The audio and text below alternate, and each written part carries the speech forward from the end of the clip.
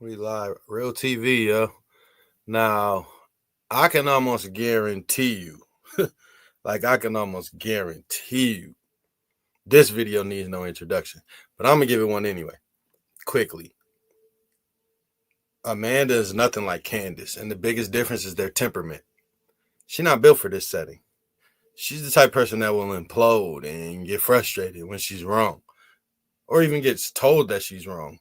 I don't even be on IG. She's got me blocked on IG. Like, that's the type of person she is. But anyways, let's get to this. This should be interesting. Extremely. Let's go. Without further Black ado. culture is toxic. And let's get on the fact that there's no fathers No. in the White black culture is- home. Let's Stop. talk about that. Stop. Who do You're we vote talking for? to a radical, Who not stop? a Democrat. The radical Well, I can't wait for mind that state conversation. simply is living opposite Don't get me to started.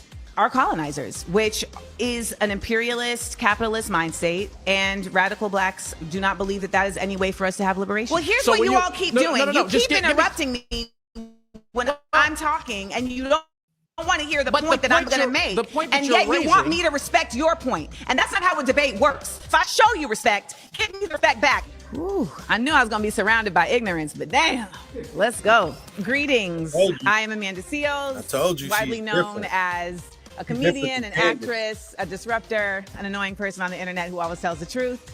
And I am now an artistic intellectual who commits myself That's to her making opinion. art that educates. And today, I am surrounded by 20 black conservatives. My first claim is it is undeniable that reparations are just necessary. Is this skipping for y'all? 'Cause this shouldn't be skipping at all.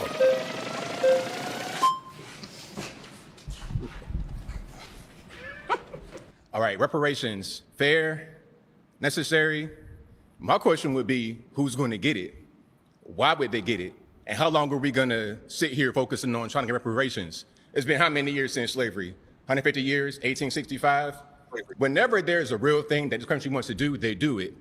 Stop Asian hate. Okay, there's a problem with the Asian hate. Let's draft a bill, sign it, and it's done. Anything needs to be done is done. With us, it's a carrot they dangle in front of us that they don't really want to do. And it's not going to help. We need education. Oh, it's not going to help. No, it's not. We need education. Getting a check from the don't government worry, is y'all. not I going to got do him. that. And we need proper education. A lot of us go to these institutions where we're not really prepared, we're not really focused, and we don't get things that'll help us in the real world. So if you want to help black people, a check from the government, from our tax dollars is going to get raised because, let's be clear, everybody in here is black. We all American, we all got to pay taxes. It'll go to that. So I don't really see how this is going to help us at all. Okay. Well, I got this, Amanda. Don't nobody want to hear my answer, but it's the answer that's the answer. Because I don't care what y'all think. Reparations were already given out. That's what y'all don't know. That's what y'all don't know. See, what happened was 6 delegates from the Indian tribe. The Indians got reparations. They got them. Wanna know why? Because they had people represent their culture. Let me ask you a question. And I'm talking 400 years later. Who would be the 6 black delegates right now? Black people don't unify for nothing. So we can't even agree on what they are, and y'all don't even have the knowledge enough to know that they were already given out. So if we were unified back then, we'd have got the reparations then, and we ain't unified now because you got people on both ends that argue against it. Then people like Amanda, who's going to say whatever she's saying. Then people like me, who's telling y'all are dumb, and they already gave them out. And that there's no black representation of people that could go represent to go get them. We don't agree. So therefore, ain't no reparations. Ain't no mule. Ain't no 40 acres. They already gave them out. These are facts. You can look this up. Well, first I'll start with it will help on even just a moral level. The reality is that the United States has become very comfortable with the fact that it does not consider black people equal. And it shows that in many ways that I'm sure we will discuss over the course of today. But ultimately, there has not been a committed, concerted effort to shifting the mindset around the use of black people as a labor force in this nation. back when it was slavery, now in the use of slavery as slave labor in prisons. So basic cultural level, reparations are an act of repair. They are an effort to say, our bad, we see you now. We have seen that done with Japanese folks who were put in internment camps. We have seen that done with the case of slave owners who received reparations. When it comes to the use of tax dollars to pay reparations, and this is going to come up a lot today, it's a matter of values, right? For me, my value system circulates around the fact that I think that as a community, we should all be engaged in repair for our community. So I don't think there should be any problem with there being tax dollars spent at repairing consistent efforts that have been made to impede Black people. So the reparations you're talking about are not just related to slavery. There's reparations that have been discussed all over this nation in different communities as it relates to particular massacres, as it relates to redlining and the impediment of Black people to earn wealth by having property. There's been impediments in various ways that can be repaired. And I want to also just add, there's reparations that are considered a cash payment from a government. There's also the version of reparations that shows up in how funds are applicated to specific groups of people. So there's multiple ways in which what you're stating cannot happen could very well happen. Okay, now as far as the money going towards certain things is going to help us, let's look at Baltimore public schools. Here's the thing about it. Here's the thing about what she said. It's two things. She wasn't all the way wrong, but they don't care. Number one. Number two, they've done things. They've done enough to say that they did enough, if that makes any sense to you. And then they don't care to do more. Then you got Black people on the conservative end and on both ends that'll say, ain't no racism. I overcame it. I'm doing good. I'm good. Why are you complaining? Black people always complaining about, I'm talking about this, how Black people talk. Black people always complaining about racism because they're lazy. Right. And there's some truth to that. Right. So therefore, nobody's getting them because, first of all, we don't even agree with each other. Number two, nobody wants to pay them. It'll be your tax dollars. I keep telling you, people pick and choose to say where they don't want their tax dollars to go based on what they don't like. Oh, I don't spend my tax dollars so some lazy bum in prison can get a meal. Yeah, you do. You don't know where it goes. You don't know what your tax dollars go. There's no paper you fill out to say, I don't want my tax dollars to go to this. They spend it where the hell they want to spend it. So therefore, if you're Black and American and you're paying taxes, you're going to be paying reparations to your damn self. It's already too late. The Indians got them. Look it up. They get, I think, the third most money per pupil in the US of A, like $15,000 per student, but yet the majority of the population that comes from that environment can't read. They're illiterate. So we're dumping money on the situation, yes, but yet we're not getting the results we should get from it. Money's not going to help the thing. We need to just focus on what we need to focus on. As far as Black people being labor force of this country, what else are we doing? We got 20. Everybody's the labor force. She said that. I'm glad he repeated that. I let her go off. First of all, everybody's the labor force. And I keep telling you, immigrant is the new Black. Look what they're saying. Every time they open their mouth, they expose themselves. Oh, the workers, the people who work, the guys that work, who's going to do those jobs? Yeah, I know. So everybody's the labor force. What the hell you mean? Everybody is the labor force to the 1%. I keep telling you, Squid Games was popular because people like looking in the mirror. That's exactly what this is. And Bill Gates and Elon Musk and those guys are the dudes in the mask watching us. 5% of us on some kind of government assistance. 1 out of every 3 Black men will go to jail. We got to do something. We got to work with our hands, work with tools, do something, because we're not doing much of anything. And also, one more piece here. Reparations, again, always dangling in front of us, never going to happen. As long as you've been living, as long as I've been living, as long as everybody been living, they say we need it, and it never gets done. One more piece. You just said one more piece, then you're adding another one. I promise. So hold on to it. No, hold on to it. I'm gonna land the plane. I'm gonna land the plane. I promise. Reparations is a thing. Like I said, it's a carrot to dangle in front of us. They're never really going to get it done. And if it was going to get done, it would have already been done. It's just something that they're using to try and make us stay Democrat. That's what I wanted to say. Well, Democrats are not doing reparations either. They're not. This is nonpartisan. This is black partisan, baby. Okay? Well, this is nonpartisan. Who do we vote for? Who do we vote for 93% of the time?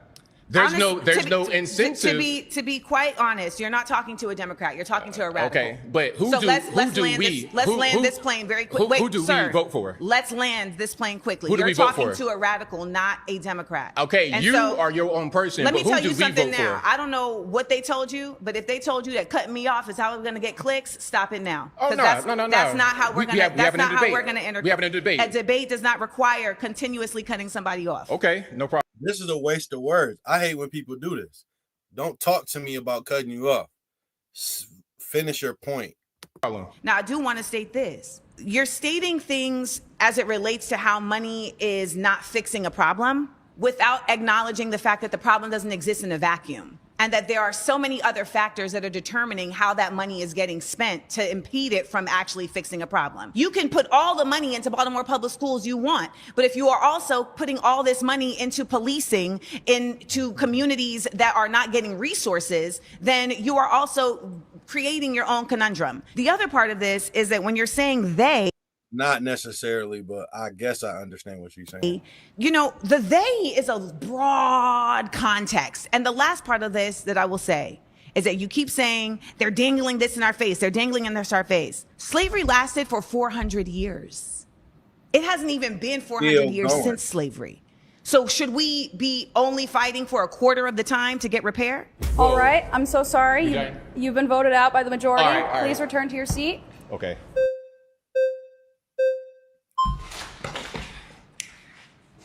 My name is Matt Nuclear. Hello, Matt. Nuclear? Matt Nuclear, yes. Matt Nuclear, give me a better handshake than that. Let's do it. I appreciate having this conversation with a beautiful black woman like yourself. This is nice, beautiful arena here. I disagree that... How are you going to tell him to give you a better handshake after pulling your hand back just to ask him a question?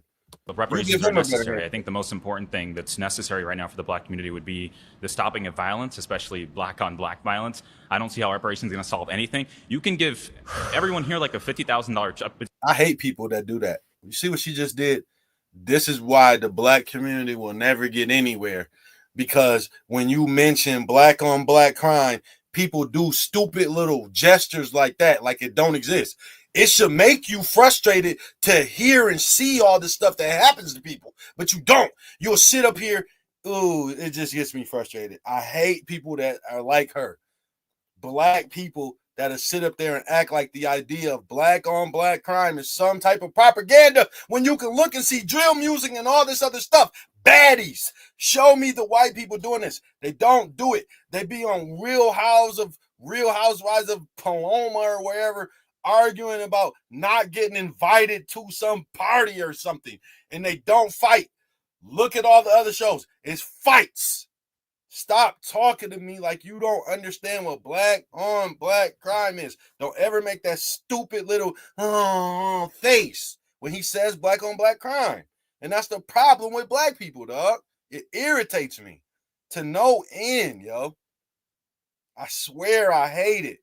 That gesture pisses me off. What she just did is the whole black community when it's time to be accountable.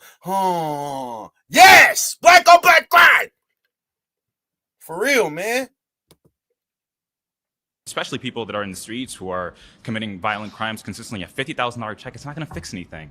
It's not going to increase the median household income in the next 10 years by 10% or 20%. For example, we had the Chinese Exclusion Act of 1882. We prevented Chinese people from getting citizenship and even entering the country. We discriminated against them and basically put them under apartheid, even here in the United States. Yet they have the highest median household income. How is that possible?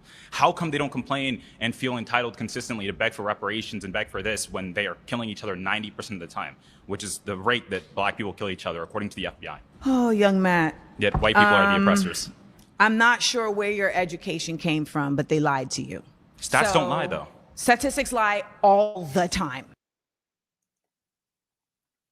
Never mind. So let's start there, particularly when the statistics are coming from the sources that gain from the statistics being shown a different way. So if you're going to start your argument on stats don't lie, you've already lost the argument. They lie. All this is a waste of words. They lie all the time. One, Comparing Chinese people who are immigrants that made a choice to come to the United States and comparing the continued effort of Black people to ground themselves in a nation that continues to make impediments for them to show and live and exist in their true citizenship is a false equivalency. I don't believe. No, it's not. No, it isn't. It isn't. You just don't like the comparison. It's actually not. Believe that happens at all. No one here is in. Are you being acting impinged on right now? anything. Do you I'm really not, I'm believe telling this? the truth. There's no systemic racism that I've experienced here in America. No, he's wrong. He may not experience it, but it exists. But my point was that he was talking about the actions. He was talking about Black people killing themselves. So the comparison was, why don't other people do that? So to say that there's no systemic racism, that's a whole different conversation than what I was talking about. He's wrong there. But they're both wrong. What system is racist? I think the only racism we've actually seen recently, systemic racism that we've seen, is the application of systemic racism against white people. The University of Western Washington, Shut up, for example, has been trying to segregate dormitories, using Black-only dormitories because Black people feel safer amongst each other. But they're more likely to kill each other than white people are ever to kill them. That's just the truth. You have King Von rapping about killing other Black men. Why should I think that the white man is the oppressor when Black men are more likely to kill me? Oh my Tell me. God, this is scary. Well, do you really want the answers to that question, or are you just sitting there smiling, asking questions? Because I got a couple answers for you. You want them, but I'm going to let Amanda handle you. I think she's going to cook you. You need to think about me as your mama. Do not talk to me in that fashion. So let's check that now. Okay. First of all, this lady is crazy. I tried to be on her side, and she ruined it that fast. You ain't nobody mama. You need to check that. You don't get to tell nobody how to talk. That's what you don't get. Okay. So on a basic level, we have to understand that systemic racism is grounded in the realities that Black people have not been considered an equal human being in this country since its onset. So there's simply no way to make the argument that there isn't systemic racism, and we have seen in very clear ways the system operate in an organically racist way. Do not cut me off. When we talk about systemic racism, we can start with even the fact that redlining, which was implemented to discriminate Black communities. Are you shaking your head that redlining doesn't exist? It doesn't matter why he's shaking his head. I'm saying I don't think it really existed. Who cares? You just told him don't cut you off. Now you care what he's doing. Cook him. This is the type of person that I'm saying can't be in this forum. She's emotional. She responded to him shaking his head. Who cares? He's wrong. He's shaking his head because he's a young dummy. At all. I mean, no, I don't think so at all. So it does exist, and stating that it doesn't exist doesn't make it no longer exist. Redlining absolutely exists. It is not something that's being made up. It's an empirical fact. And there are realities that exist because of redlining. We know that school systems are related to the way that property taxes are affecting the school systems. If a school system is not getting the same property value as the property taxes allow it, then it's not going to have the same efficacy at allowing for students to be able to get what they deserve. When we talk about systemic racism, we have to acknowledge that these private prisons are literally built based on the test scores of school students in third grade. So if you are literally building prisons with the onset of, okay, if these people are not reaching a certain reading level, then we know that they're going to go down a prison industrial pipeline where we can use their free labor. Then how is that not systemic? And if you want to stop them from entering prisons, how are you going to stop people from entering prisons if your goal is to get them into prison? Sure, make them try to be more like Ben Carson than be like King Von. That's very, very simple. So how does King Von happen? How does King Von happen? King Von happens because you can't name me your favorite 5 Black doctors, but you know the top 5 MCs. King Von happens because, like I said on my story that they didn't let get posted, when it comes to other cultures, you got Doogie Howser and he's cool. But when you get Steve Urkel, he's a nerd, lame, that gets bullied and nobody wants to be him. Right? But he was really Elon Musk. He had an AI and a solar-powered car and a transformation chamber. He was really him. That's how a King Von happens. And also Miss Radical, because the colonizers that you talk about, sell this to people. Broke dudes in the hood, the same people who you wanted to huff and puff about black on black crime with no money, get paid money to talk about this stuff. And they only talk about it to each other. I have never, and I say I have never, ever, ever, ever, ever heard a white dude rap about killing another white dude. No. Go. So therefore it don't happen. Reparation. Hold on, Actually, no, finish? let me land the plane. Yeah. We're talking about reparations, and what you're doing is actually just trying to get this conversation off the facts. And Ben the fact is, Carson's- reparations are just and necessary. We're not talking about reparations. I already told y'all. This is what we're talking about? It's a waste of my time to be talking about this. Because on a basic level, black people built this country, and the country continues to thrive off of the labor that black people put into this country. And it And on a basic level, they never unified enough to go get what was rightfully theirs, and the Indians did. There's no unity in this community. would behoove you, young man, to really understand the way that your ancestors put blood, sweat, and tears into this nation that is still living off of those blood, sweat, and tears. And let me also add, there are He's an idiot. reparations and then there is remunerations. Do you know the difference? Yes, but can I finish one No, point that I wanted to answer the say? question. Ben Carson's said cousins yes. were killed at a very young. I'm so sorry. You've been voted out by the majority. Okay. Please return to your seat. I hope some of y'all are acting. I really do. I really, we in LA, and I hope some people in here are acting.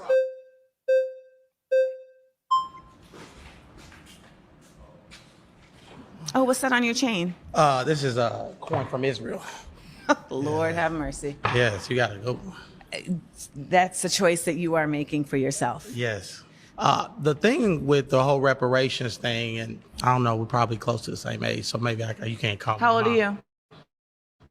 you? I'm 32. I am 44. Oh, really? Oh, you look young. Thank you. That's what water and keeping. By the way, I wouldn't know. I'm not a liberal. Carry on. Well, it's the liberal position because conservatives believe in hard work. We believe in You are a liberal. You definitely are a liberal. going to work and working for what you got, Yep. not asking for handouts Right. from people who never had slaves. Some of the people that you're asking for money from never had slaves. And let's talk about the fact there were also Here's the black thing people about that. that had slaves. Here's the thing about that. Here's the thing about that. Here's the thing about that. Some of these businesses have been around since then, and it's been passed down since then. Like for real, for real. So it's like they never had slaves, but they never had to work for anything either, and it's a reason why. Even y'all don't want to get me started on the y'all vice president, the former vice president of the United States. I already passed up one So opportunity. if you want to talk about that, how is that fair? If I'm a white person and my family fall on the side of the Union, why should I have to pay for slaves when this whole country was never all racist? Some of the founding fathers were abolitionists, and they hated slavery, and they actually put things in the Declaration of Independence and things. Hey, listen. I'm gonna answer this question for her. Okay, then why would you have a problem paying then? If you on that side and them people was risking their lives and doing stuff to help too, right? So why would it be such a big deal to give some of your tax dollars to people who you claim Black Lives Matter and you cared and you riding with it, but now when it's time to pay some money, why should you have to pay? Well, you shouldn't, but you should want to. Why should you have to pay God? Oops. But y'all still pay tithes. Why should you have to pay God? Doesn't God have everything? Why should you have to pay God? Nobody complains about tithes. So therefore, what's the difference? Pay. If you care enough, you'd pay. Even if it's somebody that you don't need to pay. You do it because you want to. Like people do tithes. People paying somebody that they're asking something from. Like, here, I'm going to give you your tithes, but Lord, can you please give me a blessing and help me with this and help heal me and help bring this home and help make sure I this and help make sure I that? What? So that's your answer.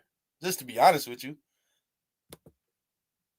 Because they believe that there'll be a future where there would be a black president one day, or that there would be people in leadership. Yeah, one day, because it still ain't had one, but that's neither here nor there. Please don't get me started. That were black. Please. There was people in the North who helped with the Underground Railroad and fought with the Union. So why is that fair for people who never had slaves, who fought against slavery, to have to pay for people that had slaves? One, from my understanding, you are more interested in preserving. It doesn't matter what he's interested in. Just answer the question. This is the type of shit she be doing. That's what I'm saying. She not built for this setting. You want to talk to him about him when this is a debate about the question. Answer the effing question. But this is who she is. That's why she's probably going to get cooked on this video. Fairness of those who didn't have slaves than the fairness of those who are the descendants of slaves. That is priority to you than finding a fair way to accommodate those who have been the descendant of slaves. Well, our ancestors wasn't asking for handouts. They were asking for equal opportunity. And we have equal. How you know what they was asking for? You talked to them? Equal opportunity in this country. We had a black president, just in case you didn't know. Well, according to the birth certificate and the records, I don't know if I knew that or not. I don't know what the hell we had. Just to be dead serious, I don't know what we had. We had a black president and we had a black vice president. We definitely didn't have no black vice president. Now you're going too far. Like, now that for sure, I could tell you unequivocally, without a shadow of a doubt, there has never, ever, ever in the history of America been a black vice president. Not half, not mixed, not a quarter black, no blackness. None. Okay? None. Not an ounce. I can tell you that for sure. I know that for sure. She was black. I don't know. So we had a. But this is the type of dude. I hate people that do this, dude. These type of people get on my nerves too. The type of people that are, it's like an outlier conversation.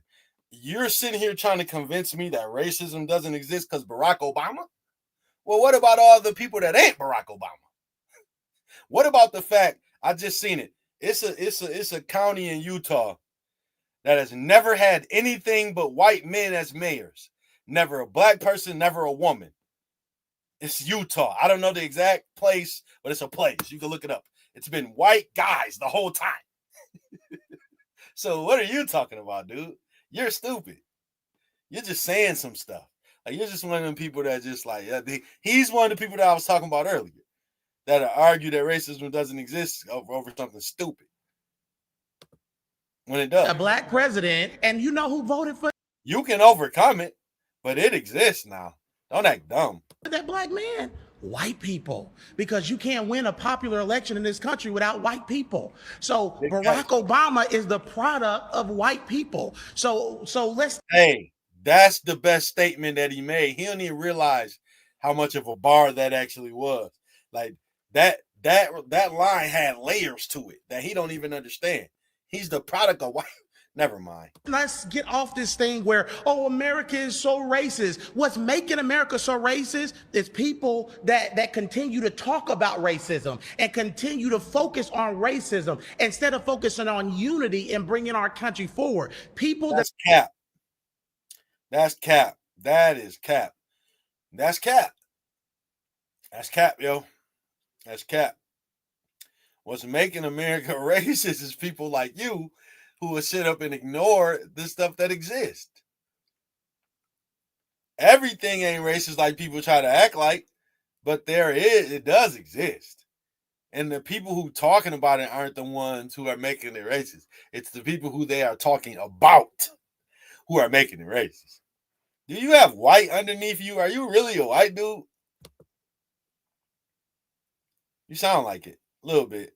You that have these liberal mindset are infecting our communities, black people, and making us victims and not victors. I refuse to embrace. How you gonna sit here and agree with them while you trying to vote them off? You snake in the grass. You're a snake. You agree with me, but you want my spot. If I'm cooking and you agree with me, put your flag down, motherfucker. Selfish ass motherfucker. You just want to run up to the seat. Get out of here. victim mentality, because that's not what our grandparents and Harriet Tubman and those people fought for. They How fought do you for know? You don't even know what they fought for. Shut up. Bring up opportunity. Harriet Tubman's name in vain, baby. Please, They said the Harriet Lord- Tubman. Y'all do it every day. Y'all do it every day. Y'all do it every day. Name in vain. Harriet The Tubman. Lord's name. Harriet Tubman was literally saving her family and others from slavery. Yeah. Talk to him. You know who helped her? White people. You know who helped her? They were on You're right. It's some white dude underneath there. the Underground Railroad. Said, come on in. No, come you on know in. who helped her? Come on in. No, you know who helped her? He's right about that though, but it just he's got a warped opinion about himself. God and People who benefit from white supremacy. One of the things It's a lie. White supremacy is a lie. No, sir, It's that a should lie. Get We're him. not Get true. him. I mean, If that were not the case, then we wouldn't see the continued effort of colonialism and white people placing themselves in positions of power when they do not they're in have the position of power. Because their hear culture, black culture, is toxic. That's putting it lightly. Go ahead. The black culture is toxic. We have produced a culture that is toxic. And let's get on the fact that there's no fathers So in white the black culture home. is- Let's Stop, talk about that. stop. Let's talk about that. Stop. Let's talk about that. None of this is gonna work Let's not stop. Let him go. Go. if y'all are just gonna sit here and make up shit. We're having It's a not debate. gonna work. No, it's a debate. He's not making that up. Black culture is toxic as hell. What he making up? It has to be in facts. You're You are putting off literally emotional not, liberalism I am right not now. putting off emotional liberalism. You're putting off. Yes, you are. I don't even know if I've ever heard that term before. I know when I've never heard something before. That's the first time I've heard that term. Boy, oh boy, oh boy. How is that the first time I've ever heard that term? Wow. You know how many people do that on a daily basis? Wow. That's The View. That's Joy. Wow. How come ain't nobody never said that around me before? I've never heard that term before. That is a thing, okay? That is for sure a thing that people do. You don't got to explain it to me or nothing. I know exactly what that is. And that's exactly what she's doing right now, too, for sure. And then she's going to say she's a radical, probably. Unfounded lies That's what y'all based do. Y'all in start saying conservatism. misinformation. Remember they It get the is misinformation thing all summer? She's talking about misinformation when he brought up black culture. What's the misinformation? Tell me what the misinformation is. See, that's different to me. You're not about to tell me I said something wrong and not tell me what it is. You're not about to just say some words that sound good when you put them together. Unfathomable misinformation. Okay, what I say wrong? Girl, get out of here.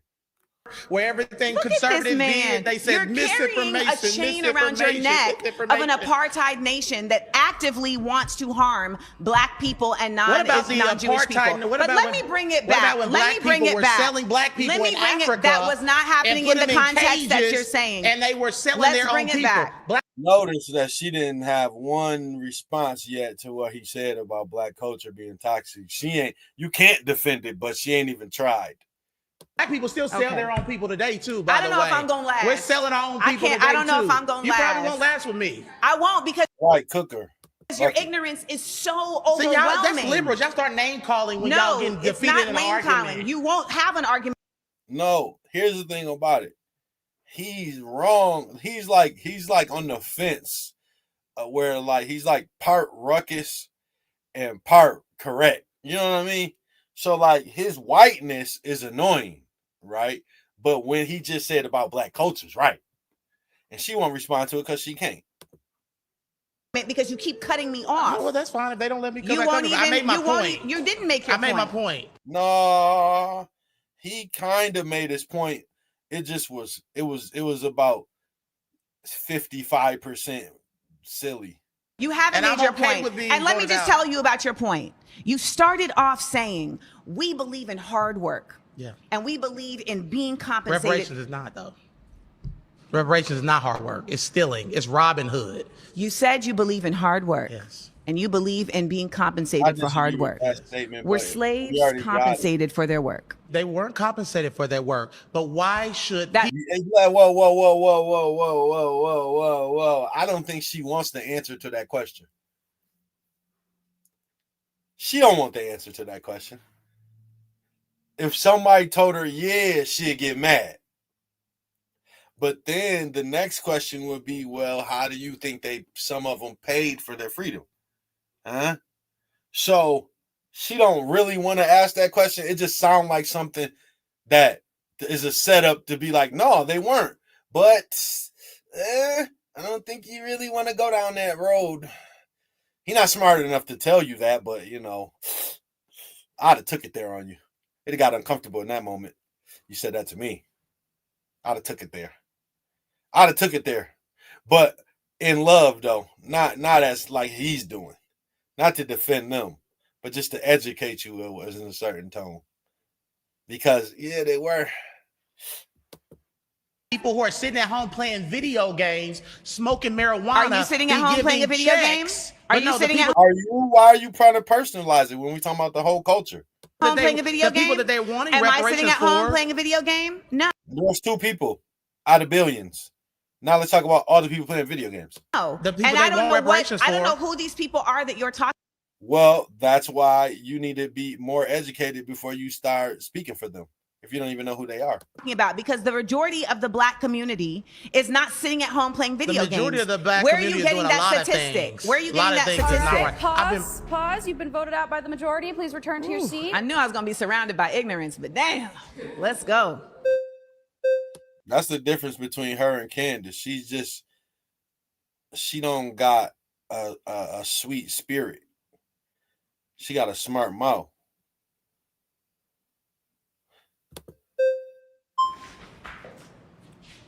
Hello. My hand's wet from the water. My hands are sweaty because Okay. I'm nervous. We both got sweaty Got hands. Okay. So I just wanted clarity because I think it'd be helpful. Mm-hmm. You said radical. I wanted just clarity on that. And then also with the reparations, you said it's not. I damn near want to rewind that. What just happened? Like, no. I got to see that again. I just got to see it again. My bad, y'all. I got to see it because she walked up and still beat. It's like they let her come up there because she walked. I just got to see it again. I just got to see it real quick. I just got to see her walk up real quick. She just walked up. Where are you getting that statistic? Where are you getting that statistic? Pause. He's a Pause. goofball. You've been That's voted where he out by got the it from. majority. Please return to your Yeah. seat. I knew I was going to be surrounded by ignorance, but damn, let's go.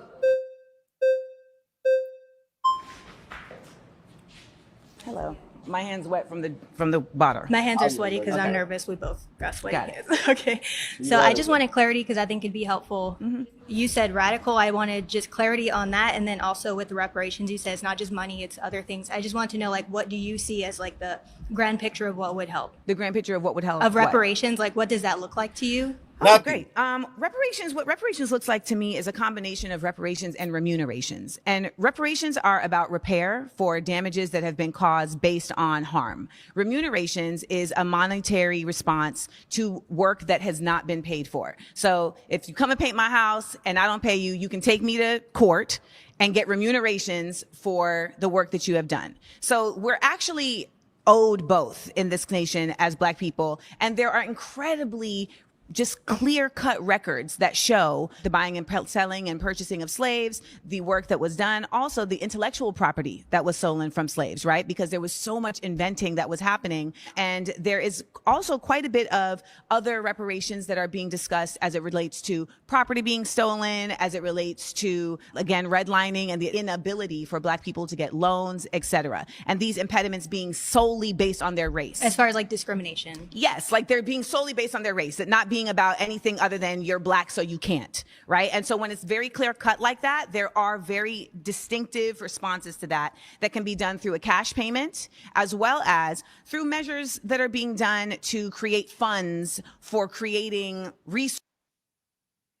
I don't want to stop her. Resources and responses like housing, like access to food, access to education, et cetera, that certain communities have not had access to because of the fallout from these things. And I just had a quick. She is not wrong. Okay. I want to start by saying that. However, okay, and I really don't even want to have to like take it here, but I have to. It's almost as if some Black people don't even want the advancement that we've made as a people, right? It's like they don't even want it to exist so they can act like it doesn't. You know what I mean? So it's like, yes, all that happened for sure, 100%. But there's also like a lot of opportunity now. It's different now. And it's because of everything. A lot of people's lives were sacrificed. A lot of things happened to people. A lot of people been canceled, air quote, for the truth, right? To put us in the position that we are in right now. So even though, yeah, it's still racism, it still exists, it's still all of that, there's a lot of steps that have been made for us to be equal. And people ignore those to complain about what's not being done. Question for clarifying. With the funds, I'm wondering, where do you think those should come from? Like the actual money, like is that we're raising money? Is it taxes? Like what does that look like? Well, I think what they've been doing with these different reparations committees is they're looking at, all right, well, how much has this city or how much has this town or how much has this country gained from the estimated amount that was stolen from these people, right? So they're looking at like, what is this wage amount? For instance, like if you look at during that time, okay, what was the wage amount that I'm saying, I don't even want to cut her off, but who gets the reparations? Like, people don't want to hear my theory on who should get it and who wouldn't. a hired worker would get for the same work. All right. And so we're looking at how was that wage not provided and what is that pool that is being created? And then we're looking at, all right, where can that wage come from in terms of how has that wage been applied? So there are spaces where this is very clear. I think the last thing that we No, because your answer not even really clear. Tell us where the money coming from, because is it only coming from other races? That's what I want to know. asked about was the difference between liberal and radical. Yeah, please. Ultimately, the concept of liberalism is really just not Republican, right? I mean, that's essentially what it's become. I would disagree with that, but I understand that. Me too. And I was about to say that. She took the words right out of my mouth. Understands. There's a very generic concept of what liberalism is, in the sense that it's simply saying that I am a part of the bipartisan mind frame, but I am not a Republican. It's a mindset. It doesn't always show up in action, but it's a mindset that says, I don't support extremes in certain ways, or, I want the government to shift. Whoa! Let me stop you there. Whoa! Hey, did you just say that being a liberal is meaning you don't support extremes in certain ways? Yeah, okay. I can identify as a cat, and you better respect my pronouns. I am Garfield from now on. This is Dr. Garfield TV. And if you do not respect me as Garfield the cat, I will call your job. What? Y'all don't respect certain extremes. They don't respect certain extremes. She crazy as hell. Show up in certain ways. I know there's a conservative point of view that says there should be less government, but even though it just says that, the action is very different. The radical mind state simply is living opposite to our colonizers, which is an imperialist, capitalist mind state, and radical blacks do not believe that that is any way for us to have liberation. Thank you for explaining that. And thank you for being very... That sounds good, but you're on Jubilee TV. And I don't think anybody else even platformed you, because last time you tried to doo-doo on Shannon, the only person that platformed you. I ain't seen you again since now. And you probably gonna have something bad to say about them, like you're trying to doo-doo on all the people. I knew I was surrounded by ignorance, but damn. Very respectful. We were told to be respectful. We're not your enemies. Thank you, my good sis. Surrounded is now a podcast, available wherever you listen. Search Surrounded, plug in, and stay part of the conversation. Anywhere, anytime. Let's see what else. My next claim is that black on black crime is a result of underinvestment and over-policing. What? What?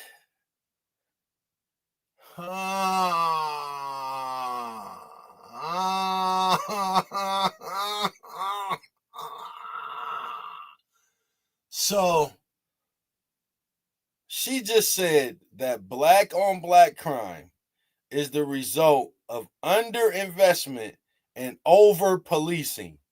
Yo, I don't care if it's 1 million police for every one black person. That doesn't mean that we're going to commit crimes against each other.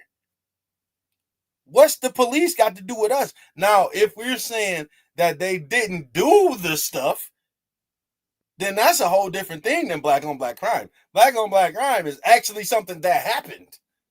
So what the police got to do with that? Other than hopefully they arrest the dude that did it.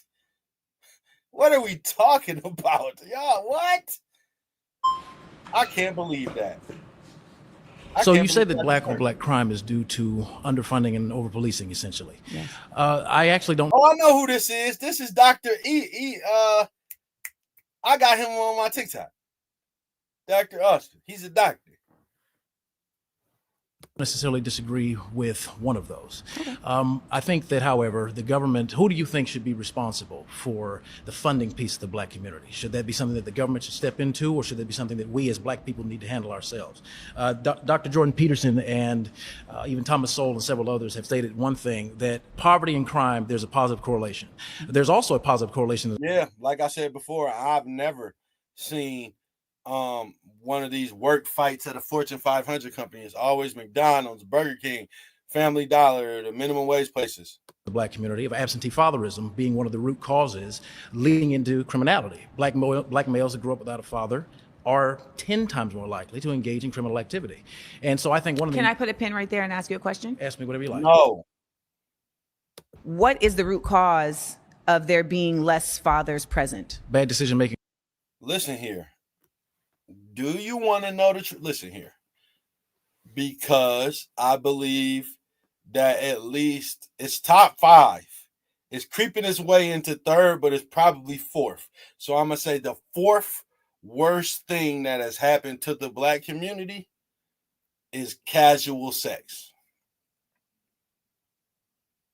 So therefore, a lot of people do this act not understanding that it's for breeding, but they end up with the side effect of sex, which is kids. And if you listen to a lot of these women's selection process, you'll understand why these guys are temporary. They like temporary things, skin tone, hair length, a beard, dumb shit, right? So this is what they pick these dudes off of, and they're bad character, especially in the black community. The only community of people who highlight and literally praise dating people who do illegal activities. That's shunned in other cultures. But doughboys and drug dealers are the man in black culture. So that's the reason why there's so many absent fathers. Because look at the people who are picked to be the fathers. That's what I'm saying. And people don't pay attention to stuff like that. People don't pay attention to stuff like that in the black community. But I do. So that's the answer to the question. You really want to know? Or you were just asking, you were just saying that to say something? Because I got some answers.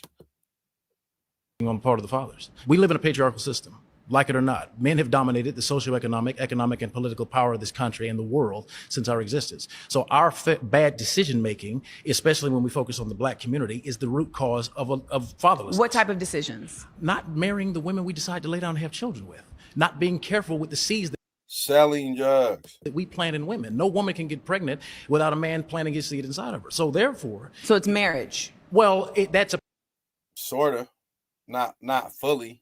That's a part of it. That's marriage is a part of it. Okay. But the true piece that I'm looking at is connectedness between familial units. The black community was at its economically strongest while being at its poorest during the segregation era. Prior to 1968, Dr. Martin Luther King in his last speech said that we have an annual income of more than $30 billion a year, which is more than all of the exports of Canada and more than all of the exports of the United States and more than the national budget of Canada. That was when we were economically at our poorest. Yet 85%. It's still true now.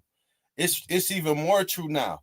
I think I did a study. I think that the black community, like if you take the black money, like the money that black people make in America, I think 8th or 9th. If you just take the money that black people make in America collectively, we would be the 9th richest nation in the whole entire world. Like, black people make a lot of money.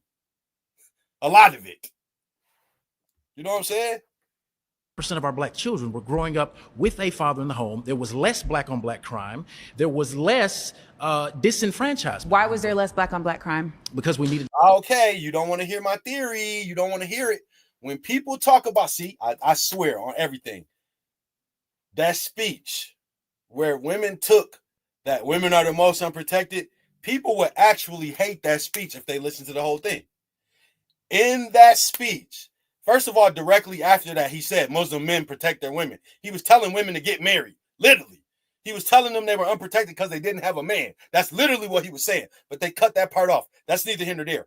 But he also talked about how they don't gamble, they don't drink, they don't go to the clubs. So all of the stuff that we do, that we think is cool, that we think we'll call black culture, Malcolm X and people at that time were speaking against it. Go listen to the speech. It's called Who Taught You to Hate Yourself? He literally was talking about gambling and going to the club and drinking. And he said, that's what we don't do. That is what we do now. And we make music videos about it, and we talk about the bottles, and we pop bottles, and we got champagne brands. We're the opposite of what Malcolm X and them were. So that's why. That's the difference between now and then. They didn't have no rap music. They didn't have no drill music. They were singing the blues. They still had Toxic. I listen to, this is a sidebar, but I don't care. I was listening to B.B. King. I went to his first album. My man was toxic. Like, he one of the most toxic people in the world. James Brown, like, what? Go look at him. He was crazy, a crazy animal. But the point is, they were different type of people than us.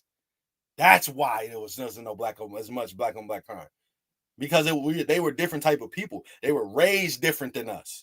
They had better morals than us. For real, man. To live together, we had to stick by each other. We had to stick What by was each there other. also less of? I'm not sure where you're leading. That's a leading question. I don't like You don't like this? I don't like leading questions. No, I like direct stuff. So essentially, when we were living in our own communities, we were also policing our own communities. So we were not being used as statistics in the same way to determine how resources were provided to our own communities. When we were doing that in O-Block. They do that in a lot of places where police are scared to come. It's a lot of places where they're so dangerous, police don't go. So now we're policing our own neighborhoods in a different way. The police don't even care what these niggas do. Kill yourselves off. To the government saying, hey, we deserve, because we are supposed to be separate but equal. Mm-hmm. We weren't saying, hey, we want to be with y'all. We were essentially saying, we want what you are stating we deserve. And that is what all of the efforts of the civil rights movement has been. It's literally just been to say, you said when we got out of the Civil War that we would be considered citizens, and all citizens should be getting equal access to these things. However, you are actively allowing the Klan to harm us. You're actively allowing. Who's killed more black people, the Klan or us? I would like to continue my statement. I let you speak uninterrupted. When we talk about this concept of who is harming us, we are really making a false claim when it comes to black on black crime, as if there isn't white on white crime. There's also this unnecessary effort to try and stop it. Like you told the other guy, what are you bringing up them for? What are you bringing up them for? Let me hear the white drill music. They don't have it. What are we talking about? You want to deflect and talk about white on white crime? Let's do it. Let's deflect. Let's talk about white people. Let's go ahead. Let's talk about it. Go ahead. Guys, black on black crime in a way that you don't try to pathologize white on white crime. There are white people killing each other every single day. Now, they may be on jet skis in the pictures after they shoot up their whole family, but But nonetheless, there are white people killing each other every single day. Now, much of the reason why you may see more numbers in terms of black on black crime are for two reasons. One, the statistics. Okay, now that you deflected, how does that help our culture? Now that we've brung up the white people doing this stuff, what's that got to do with us? How's that help us? Huh? How's that help?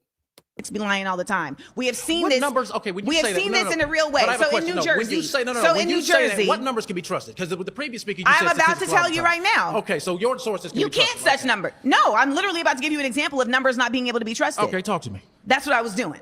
I'm listening. Okay, then listen. Oh, my ears open. So listen. In New Jersey, Uh-huh. they had a statistic that was created by the police department that said, look at how many black people are committing crimes. Look at how crazy this number is. These black people are so exorbitantly violent. Look at this. And then people went and actually matched the names that they were booking with the faces of the actual people incarcerated. Okay. And it was proven that they were lying. So that's one. So that's one instance. That's Hold on. one No. You're example. talking to somebody that works as a police dispatcher when I'm not making content. So here's the thing. I So see. no. You see what? Well, The truth is, you're about to see the truth if you just give me a second. Like Trump said, just give me a second. I'm going to do. I believe her that they did whatever she just said. They probably did do that and more. They did that and more. The weave, but give me a minute. Well, here's So what when you all keep doing. No, You keep interrupting me when I'm talking, and you don't want to hear the point that Well, you're interrupting right now. So just interrupt back. Instead of just talking about interrupting, interrupt. I hate when people do that. Why do you break the conversation to talk about you being interrupted when you interrupted to talk about you being interrupted? You could have interrupted with your point instead of interrupting to say I'm interrupting you. I'm going to make. The point that and you're yet you want raising- me to respect your point. And that's not how a debate works. So if you want me to keep getting louder, I will do it. But ultimately... Look, this is what she is. She's not the type of person that's built for this. She emotional. It's emotional liberalism like, oh boy. If I show you respect, give me the respect back. I let you talk. I let you make your points. I am countering your points. And my points are just as valid as yours, even though you got to... You're not even making them. Now you're just talking about talking. You're literally talking to me about us talking. Make your point. Pocket square and a Church of Christ pin on your chest. It's not a Church of Christ. It's Whatever. A cross. It's a cross. Same difference. You got an American flag and you think you know something because you a cop. And ultimately, Not a cop, dispatcher. There's a ultimately difference. it's a cab all day over here. So let me make that clear. But let me also add to my point. My point is that you can sit here and blame black people on black people all day long and not acknowledge that we are forced into... You're coming to interrupt me again. I haven't even... He didn't even say nothing. She is crazy. This is like the type of person that's not built for a debate. You're not built for a debate if you're responding to my body language. You're getting cooked. If my movements affect what you're saying, you can't talk to me. Like, that's crazy. Like, that's insane what she just did. He didn't say a word. And she cut off herself. Said a word. All right, that is flags. She didn't say a word, and she cut herself off. That's like an insecurity. Like, yo, what? So I'm going to ask you to return to your seat. It's a waste of my time. Y'all just want to be seen. I don't need to be seen. But yeah, you're here. She always got some slick something to say after she gets cooked every time. Hello. How are you? I'm Yes, Jasmine, sir. the pretty queen. Ladies. Say less outfit. Okay. Thank you. So this is my thing. I think the premise of your question was black on black crime. So I think I'm coming from a place, and I guess my issue is having had my biological father murdered by a black man, having had my cousin shot in the head by a black man. We can talk numbers and statistics and what the people are doing, what the white man is doing and all that. But at the end of the day, I see when my family lives on the south side of Chicago, and I think you and I both can attest to this, and I'm not saying that there are not other factors, but we know that we kill each other at a disproportionate rate than any other race. Now, why we do that and why 6,000 to 9,000 black men are gonna be homicided or killed or whatever by the end of the year annually by other black men, whereas the likelihood of a black man being killed by a white police officer is less than 150 per year, we know that we kill each other at a higher rate. So I'm not debating that there are not factors at play, but because I've lived the experience experience as a black woman losing my father to be murdered by a black man walking I'm down sorry the to hear street. that, by the way. No worries, thank you. But walking down the street in inner cities and different things, knowing that it's more likely that my own brother will rob and rape me than a white man or a white officer, we got to be real. What's your proximity to white men in the South Side of What's your proximity to what she just said? Answer the question. Chicago? Are there even white men around to rob and rape you at the same rate that there are black men? There are white men around. At the same rate? There wasn't a lot of black people in there, but then that doesn't justify the fact that we're destroying each other. So even if we get... Does that make an excuse? Because we're around each other, that makes an excuse why that type of stuff's happening? Nothing like Wait, we can agree on that. Okay, because I feel like a lot of nothing people justifies. like, well, I'm not the a white people liberal. are killing I am not people. a I'm not a liberal. Yeah, Okay, you are. well, I will say that people that sometimes have your stance that are against conservatives, maybe they have this claim that they're making it up, they're making up the numbers. We know that we do that to each other. So I want to get to the root of the issue. Why are we What is killing the each root of other? the issue? I think the root of the issue You answer that question, Amanda, because you don't want me to. is we've lost our values and we've lost our resilience as black people. We sit there and we talk about what the 100%. She cooking. Go ahead, girl. white man did, and we talk about slavery and everything like that, but we have no self-accountability and say, you know what, at the end of the day, that is my black grandmother, that is my black sister, you are my black sister, and you know that a black man is more likely to rob you or commit some type of crime against you, and that's what we need to get down to the issue of. And like you were talking about earlier, like, hey, well, what's going on? You know, what do you think the answer is to one of the brothers that were speaking? I think it's a breakdown of the family. I think he said because of our poor choices, and what happens is we look at domestic violence, for example. When domestic violence, women or men are even attacked, what is the first thing we say? Is like, you know what, it's not your what? It's not your fault. So that's what we do. We hold on to this narrative that, well, it's not our fault, and the issues in our community, they're not our fault, and the white man needs to give us something. The old white lady down the street is looking at me, and I don't know why she got braids in her hair, and we focus on all these other stupid things that don't matter. We don't get to the root of the fact that we're killing each other at a higher rate than any other race. It is self-hatred amongst us. I believe that we can do that. That we, my cousin, my mom's cousin, excuse me, coming from the church parking lot, and guess who stuck her up and robbed her at gunpoint? A black man. I need you to get to the point. Like, so my I can point respond. is that You already I'm not got trying to to the be funny, point. unless She's like been you there. said, we're gonna keep it respectful. Yeah, but you're She been there. She been there. She been cooking the whole time. Her point has been her point. You just don't want to respond to it. monopolizing the whole conversation. And I'm we're not trying. being Okay, I'm able gonna let to- you speak, but let's not get the Yes. attitudes and stuff because you're my sister and I respect you. So how I you don't have talk an to attitude. them, I'm being direct but to how you. you But you're talk to them, literally you're No, not you speaking got to an them. attitude. You talking to somebody from Chicago. Now she gonna get with your dumb ass. You try to be slick and say little stupid shit to people. It works with these little cornball dudes. She not gonna let you do that. This you talking to somebody from Chicago. Relax. You got an attitude. You trying to be passive aggressive. That shit don't work. One of these dudes should have checked you, but she really just gonna do it. You talking to a hood chick from Chicago. Don't get it twisted. She told you where she was from. You got an attitude. She checked you for it. And you're Relax. not going to do Okay. that with me either. Okay, so so you're I'm stating your respecting point, you. and you've been stating your point for quite some So time. say Do you have the a proper reason ways. for Would me you to like? Would respond? you, yeah. Would you allow me to respond? So that's a better response. Go ahead. The response that I have for you is Okay. that everything have you're one. saying does not exist in a vacuum. I actually agree with you in that, yes, there has been I an would hope incredible so. denigration of Black worth and Black pride in this nation. I think it's also very important to acknowledge what has contributed to that. And to state that it is only Black people that have contributed to that is a false flag. So we have to admit that. So in order to have this conversation around deflect how it. we got here, you can't say, oh, well, we're caring about the white woman getting braids and that doesn't matter and this thing. All of that attaches. All of that is actually a very big part of the lack of worth of Black people. I'll ask you. Do you think we're resilient? What does resilience mean to you? Do you think we have to be perpetual victims, or do you think that Black I people think are that resilient? those are two different conversations. How I think so? because I think that the concept of Black people being victims is really trying to not provide accountability to where the root problem for the actual cause is. And if we keep saying that somebody is a victim and that doesn't mean that the other person should have to actually have accountability, then what are we really doing? You I'm not can saying do we both. weren't victims. You can be Nah, a she right victim about that. and be resilient. How do we do both if you stay in the victimhood? That's She my not, question. she you're not state- wrong. She not wrong. Just the word itself, like a victim. Like you're trying to tell me that I'm just some victim, but what about the person that is the accuser? Like, what about the person who did it? Like, what about them? About Black people staying in the victim place is How also do we your rise point of above view. it? But how do we rise above it? We continue to rise above it by one, pouring into our communities with mutual aid, Exactly. but two, by simultaneously making sure that we are challenging the systems that are in place to impede us. We have so many opportunities where we are trying to do mutual aid and those things get disrupted by folks who want to have capitalist gain, by folks who want privatization. We used to have all these mom and pop businesses in our communities. There's that over used to 3 million serve- Black millionaires in America right now. You are an intelligent Black woman that is successful. That's irrelevant. No one's stopping me from doing anything. I'm an intelligent Black woman that Many graduated and is efforts have successful. tried to stop me from doing what I do. We are not all equal in our capabilities. And we are not all equal in our ability to be invested in by others. I agree with we you. are So not that's my all question equal of in our resilient. trauma. Are we resilient? We can't say because it is a false equivalency. I believe that every Black person has resilience. We from keep slavery trying, all the way but until we today. keep trying to cause. I'm so sorry. I'm so sorry. You've been voted out. That was a cute First, I want to say, I want to kind of get rid of this like right left ordeal. I really want to talk about just like our own personal views and what we've experienced, what we've seen.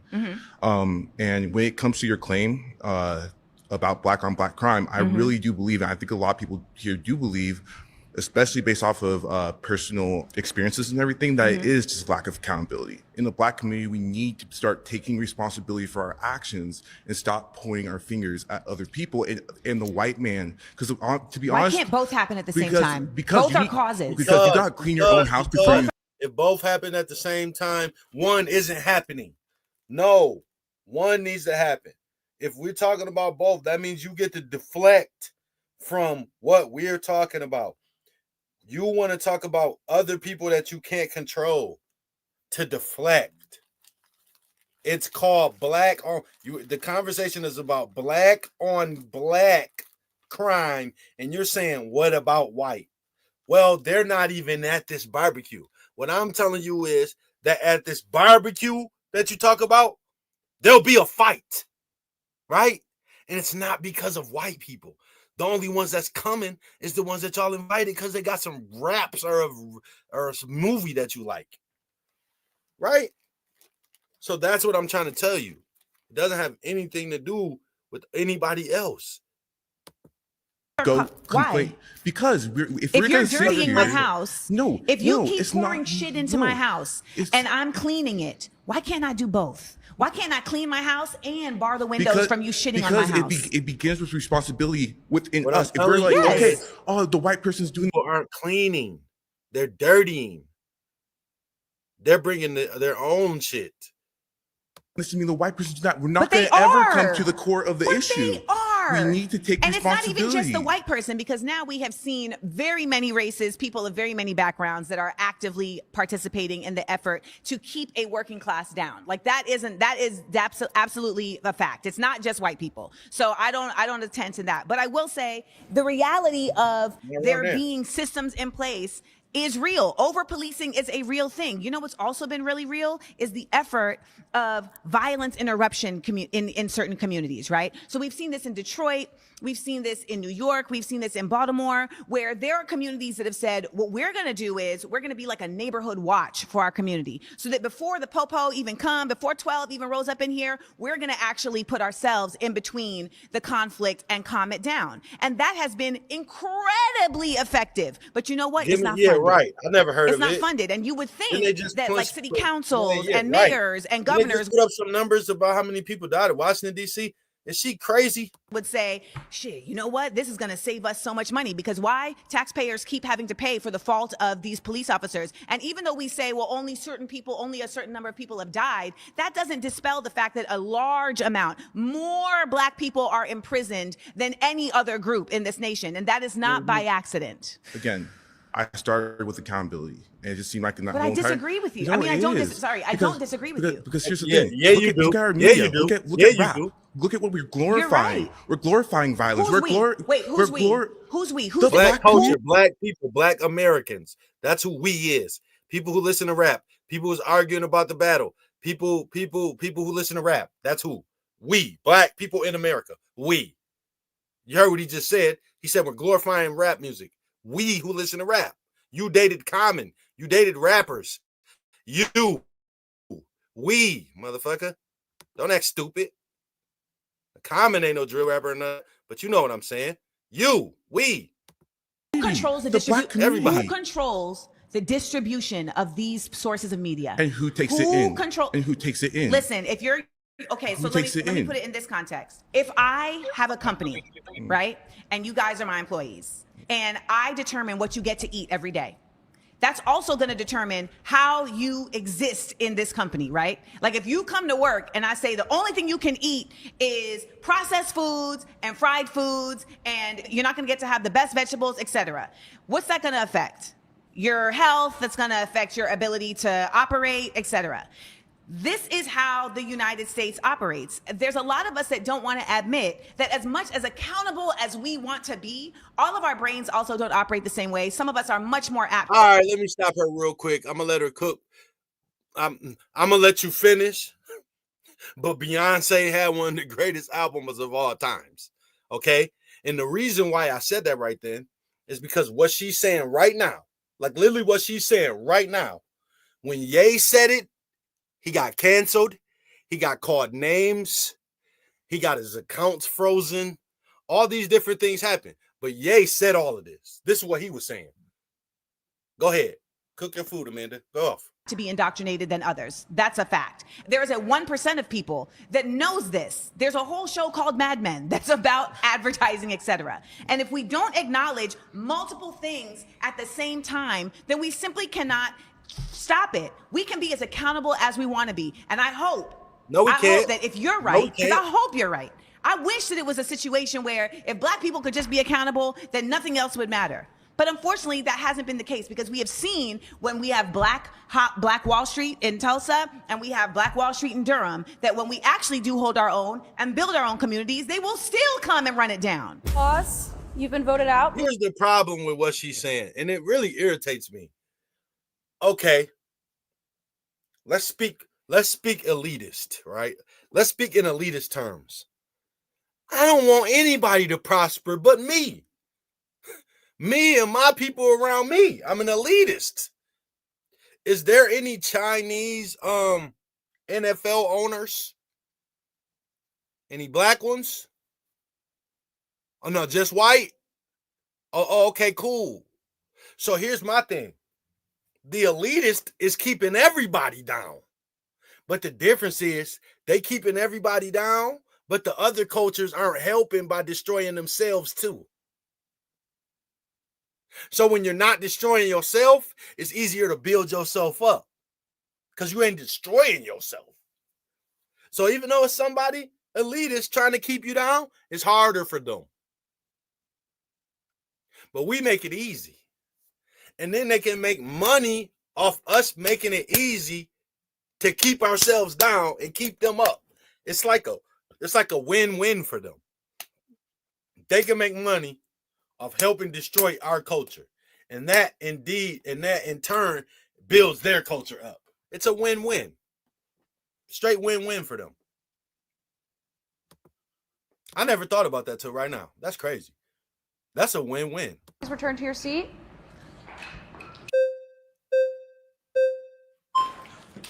Oh my God. Joshua. Hello, Joshua. Yeah. So I have two claims I want to settle. So I'm originally from New Orleans, right? And I've seen black on black crime my whole life, right? Yes. I don't believe it have nothing to deal with the police. It's more with the community because there's a lot of pride that's in that city where to the point where this person can't tell me nothing. I'm gonna kill him. I'm gonna take him out. Yeah. It's that simple in New Orleans. Yeah. Now in Cali it's probably the same way, but I feel like every state is different. You probably the way how your belief is might be right? But in New Orleans, it's a little different. Also, my second claim is this: we proclaim so much about Black Lives Matter, but when it comes down to a white person killing a black person, it's a big deal.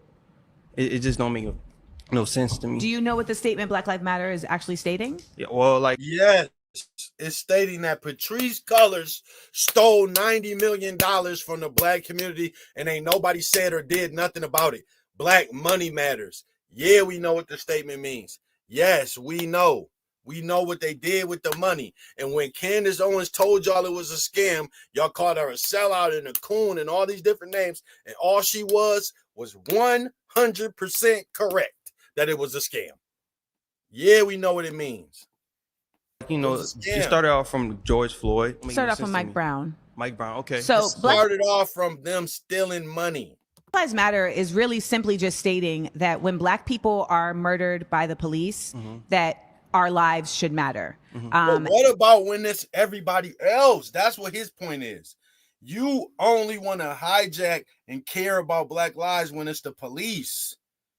What about when it's Lil Jeff and them? Huh? What about when it's Julio? Huh? ATK, all these dudes. Huh? Smoking on such and such.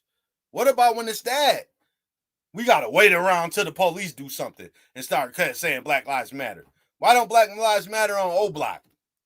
Huh? Y'all crazy, man. And that oftentimes it is not considered. It is oftentimes presented as we deserved it, or we must have done something to cause it, and that our lives are disposable. We also don't ever see true justice on the same level as others when the police incur violence against Black people. So Black Lives Matter is a statement asserting that our lives are worth justice, our lives are worth preservation, and we have seen in innumerable instances a level of restraint operated between the police and people of other races that they do not seem to carry with Black people. So that's what Black Lives Matter means. It doesn't mean that anyone else is. That's what it means to you. And that's what it should mean. And I'm with you with that. But what it really means is Patrice Cullors stole $90 million. Life doesn't matter. It means that ours matter just as much as their lives. That's good that you cleared it out for people. Yeah, that's good. That's good. I appreciate you. Clear up Patrice Cullors stealing that 90.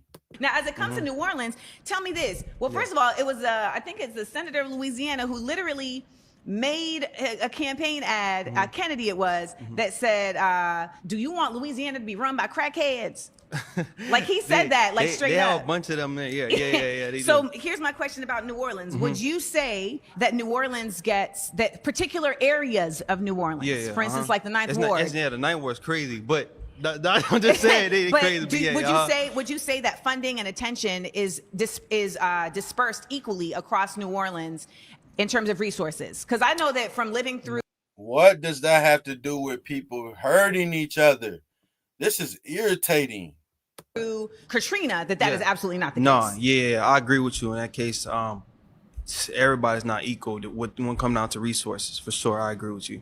Here's the thing I want to just impart is that I think that we have a very distorted version of what resiliency and what restorative practice is, because we live in a time where we're seeing so many things happen so fast. So like we've seen technology like advance so fast, right? Like we have seen just our lives shift so fast that I think we've also seen race relations advance so fast that people don't want to actually act like it happened because they want to be able to complain. That we forget that as humans, our ability to recalibrate, to heal from trauma is simply not the same as the things that we are watching in technology. And so we cannot just casually think that people just get over things.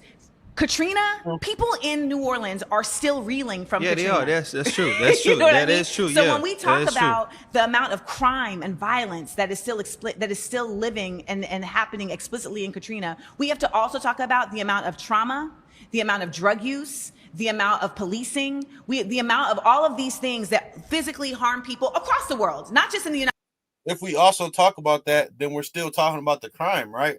Or are you just deflecting? Which one you doing? United States, across the world, in communities that are not being served, and how those communities never get the chance to quote unquote pull themselves up by the bootstraps. Yeah, I agree. I personally agree. Yeah. Oh, okay. Yeah, I agree. Yeah, that was for fun. sure. Yeah, of course. Yeah. Thanks, Josh. No problem. Well, let me tell you where I don't agree. And it's not debatable in any way, shape, form, or fashion. Because I'm not them. Right? Look at me like your daddy, like you told old boy. So here's where I disagree, okay? Bringing up the police when we're talking about black on black crime doesn't help you in any way, shape, form, or fashion unless we're talking about discrimination of people and crimes that actually weren't even committed. So if you're getting pulled over and charged or something and they planting drugs and all this stuff that corrupt police do, okay, that's what we're talking about. But black on black crime is things that actually are being done by black people to black people. So the police ain't got nothing to do with that. They ain't got nothing to do with that. So therefore, bringing up the police and that particular conversation is 100% a deflection.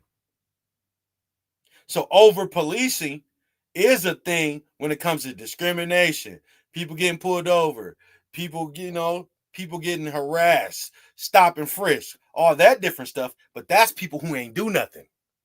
Black on black crime is stuff that's actually happened in the hood, on the block, with the ops, slide and all that. So you can't sit there and deflect. But whatever, go off. Hey, before we go any further, we want to take a moment to say thanks so much to Straight Arrow News for powering the fact checks in this video. Straight Arrow News is on a mission to raise the bar on journalism in a time of media bias and mistrust. Straight Arrow News helps you quickly find trusted information you need to understand the news, allowing you to dive deep into the topics that matter to you and the world around you. Their work is trying to break the bias bubble, helping you understand how every side of the political spectrum is reporting on a story so you get a full picture of the news. That's why we're so happy to be partnering with Straight Arrow News. They deliver the facts, unbiased, balanced, and designed to make sense of a complex world. How do I know that that's what you're doing, Straight Arrow News? You might be the fake news. Getting you the clarity you deserve and news you can trust. So the other news is fake news, but Straight Arrow News is the news. You're the fake news. Go to san.com/surrounded or click the link in the description to check it out. By clicking that link, you're not just supporting this channel. You also take advantage of a better way to get the news. Welcome back to Trustworthy Journalism. Thanks again. Y'all are the fake news. Again to Straight Arrow News for partnering with us on this episode. Now, let's get into it. My next claim is systemic racism isn't a theory. It's our lived reality backed by data and history. I agree. And a lot of people just act like it doesn't exist and they're wrong. It does. It actually does. It can be overcame. It has been overcame. People overcome it on the daily. But it does exist. Okay? And you see it on a lot of different levels. Let her cook. Let's go.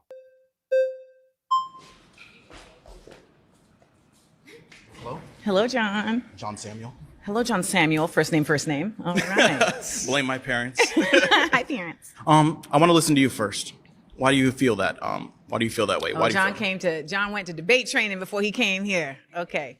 Ultimately, I feel that way because it's simply just facts. It's in the books, and that's why there have been laws to challenge it. There have been innumerable instances where actual systems were created specifically for the impediment of Black people to advance. We have also seen numerous instances where there were things created for Black people to advance and they were taken back under the auspices of, we don't want them to advance. Ultimately, systemic racism exists in our institutions on a government level, in our institutions, whether it's prisons or schools, and it is undeniable because they are actively trying to reinstate it right now. Can you give me an example of one of those systems that you believe perpetuates that cycle of racism? Redlining? Okay. Yes. And how does that, can you elaborate? How is that affecting the Black community? Do you know what redlining is? I know a little bit. I'm not an expert. Redlining was a system that was created to determine property values and that said Black people can only live in certain neighborhoods and not in other neighborhoods. And the redlining lowered the property values of those Black neighborhoods by stating that they were more savage, that they were more dangerous, etc. Thus, they were not able to own property that was on a level of par to their white counterparts. There were also many efforts at just simply What are you putting your head down for, Uncle Ruckus? simply not allowing Black people to get loans for property, putting them in predatory scenarios where they were being essentially unable to own land. And that inability to own land, but still having to pay out a mortgage, if you will, or a rent, continue to put Black people in a conundrum of not being able to excel at the same economic rate as their white counterparts. What I'm on top of the fact, hold on, because me and her agree on this one. On top of the fact that there's also documented facts of them lowering the cost of houses based on Black people pictures. We've seen this. When they took down the black photos in a home, the value went up. When they knew a black person owned the house, it was less valuable. But then when they took the black pictures down, the property value went up. There's also other instances of businesses and renewing leases with racism and discrimination. Let's not go there. It's documented. Hearing from you, if I'm hearing correctly, is it feels like in the United States that for a while we've kind of established these systems at their foundation and they've continued on and they've continually just oppressed black people and we haven't dismantled them and we haven't done much so they continue to complete the cycle. Is that what I'm hearing correctly? Well, in many of these systems, they have been dismantled maybe in name, but because this country has never dismantled the culture of racism, they end up still living in practice. So we see that, for instance, in the way that the appraisal system works. Now, we saw I just mentioned that. Was an entire documentary on how appraisals have been also very racist, home appraisals, right? So your ability to sell your house for the value that it deserves. There were a number of homes, particularly in Marin County, California, where black people had one appraisal when they had their blackness up. So they had their dashikis hanging, and they. She mentioning what I just mentioned. When we agree, we agree. When we agree, we agree. She's literally talking about what I just said. I ain't watched this before. They had their Black Good Times poster, but then when they took the picture, I just said this. When they removed all those items and put up white people and a dog in the house, and then had their white friends come and pose as the owners of the home, the appraisal was significantly higher, and we have seen. Your shit. I just said that. That in a number of instances. Now, of course, that is just Marin County, but there are a number of other scenarios where this has been relayed. And that's why there were certain efforts by the Democratic Party to state, okay, well, we're going to try and step in for this. I actually remember that case, and I watched it with the family, and I thought that was just really just terrible. But the problem I guess I have with systemic racism is, I guess for somebody like me, where my family comes from, the Deep South, you probably don't even know it, Aliceville, Alabama. That's where my grandparents are from. And my grandpa came, if you saw the house that he grew up in, I'm not trying to be funny, it looked like a slave house. It was just, they grew up in poverty. And the fact that he was able to go from that and get the highest rank enlisted in the United States Navy amidst, all these, systems, so to speak, and he was able to buy his own house out in San Diego. He was able to, pass on these things to his son, my dad, and his grandchildren. Now I'm able to get an education. I was able to get my undergrad, my master's, that, the great-great-grandson of enslaved peoples can now say that, educated and can even run for Congress. I don't see how these systems are still in place as they were before, because before I would say you do have a little bit of a foothold. You do have some validity there. But I just think these days when we call it systemic racism, really what we're calling it is those people who may still be in those institutions, those individual people who may actually be racist and hold some racist ideals, who are continuing to perpetuate this. I believe it's those people. So in all reality, the problem is not the systemic racism. The problem is us. The problem starts with those. Let me stop you real quick, John Samuel. If you go listen or go read or however you want to do it, Frederick Douglass's 4th of July speech. This was in the the 1700s or whatever. If you listen to what he was saying, in real time, they never been able to stop us. He was talking about black doctors and black lawyers and black everything. They don't ever talk about the free people, what they was doing. They didn't have doctors that was white. Somebody had to be the doctor. Somebody had to be these things, right? They didn't talk about the free life like that. So therefore, they never really been able to stop us from being great. They just suppressed it with their own money making. It made it into a business. So, John, they never been able to stop us as a whole, but it's been a system to try, and it works. With us, with those people who are perpetuating these, racist ideals. And so I feel like just to attack these systems is just, it's nonsensical. Who's running the systems? Like which system? You're talking about whether Congress, it's the prison government? whether it's the prison industrial complex. We're seeing this now with with immigration and ICE. We're seeing this also with the effort.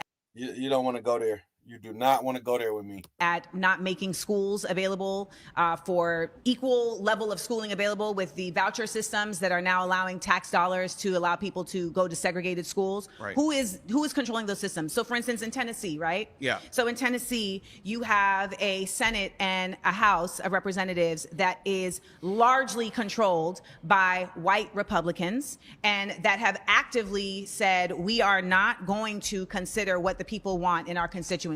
We are going to simply just do what we want to do, to the point where they have removed.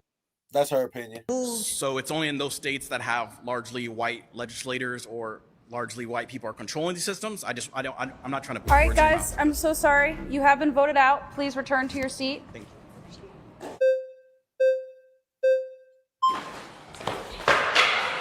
Oh, Lord. So to go back to your claim, you basically said something about Tennessee and how they said what exactly? You said they are not in favor of what their people said, or? Yeah, Tennessee has actively said, we're not really listening to our constituency. We're not even going to allow them in the gallery when we're voting on certain issues. So for instance, that's not true. Why do they act like? Never. It's like when it comes to like guns in the classroom, like the constituency very largely said, we do not want guns in the classroom. And they were like, well, we don't care. We're going to do it anyway. We've also seen them actively silence members of the House of Representatives who are Black and not silence someone who is doing the exact same action who is a white woman, Gloria. Shout out to the Justins. You are right, actually, on this aspect. I did actually remember a time where 2 Black Democrats, I believe, were actually not allowed to speak. And that was interesting. And I found that really insane, considering they're representatives of the state. Yeah. So no, I totally can get where you're coming I never seen that video. I want to see it. I want to know what they were not. I want to know what they were stopping them from saying before we make it into a race issue. Because they might have been on some garbage and y'all trying to just make it into a race issue. There's probably a reason why they weren't allowed to speak. They probably were breaking the rules and weren't allowed to speak. from, but I don't. It's a house. They follow rules. Who's ever seen Eric Mays? point of order. It don't matter your race or not. You got to follow the rules. So they probably was on some garbage and weren't allowed to speak because they was on some garbage. But I need to see it now. I think that's a institutionalized problem where it's a law per se. I think it's more so a personal vendetta in a way. What's the difference if you are a lawmaker and you're exacting your personal ability, your personal choice through impediment of law change? So the difference is if it's not a law and you're exacting your personal views, you can get your personal views counteracted by the law. If you're just emotionally acting on yourself, you're not going to be able to get it through based on the law.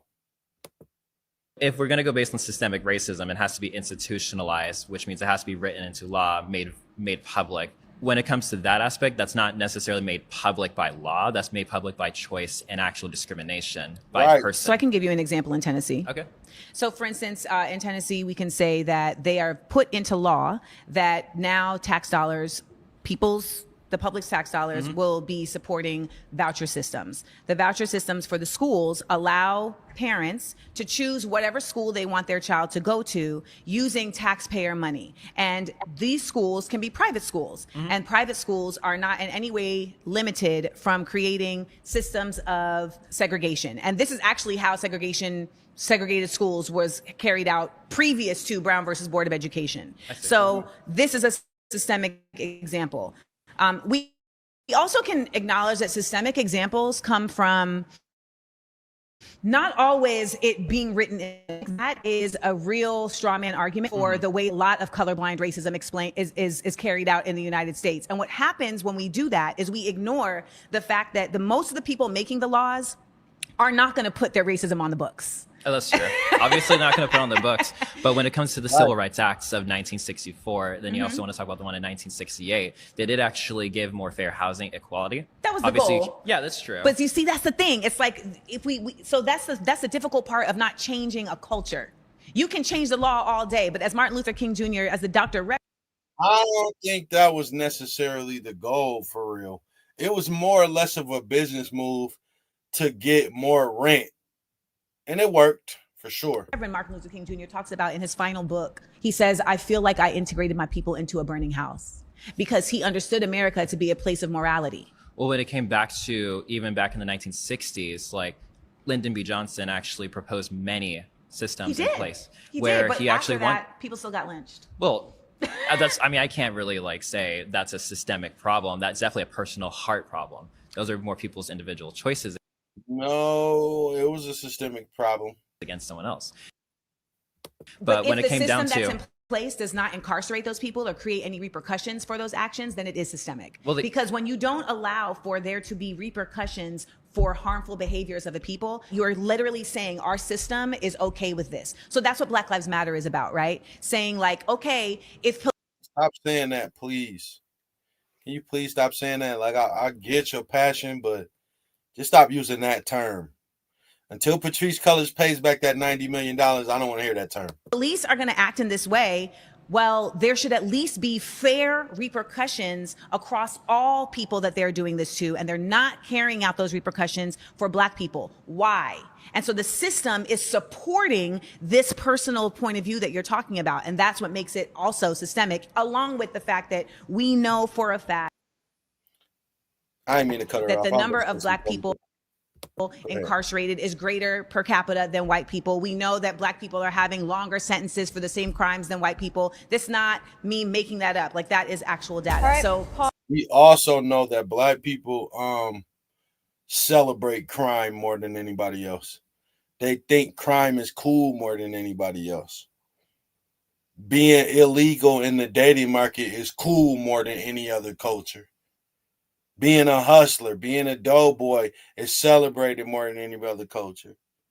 When you look at American Gangster and all the people back in the day who used to sell drugs, look who you see more than any other culture. So I don't want to hear that more than any other culture shit. I just don't want to hear it today. systemic is real. Pause. You've been voted out by the majority. Please return to your seat. Thank you. Here's what I was about to say. I feel as though if you already was up there, you shouldn't get a vote to vote me off.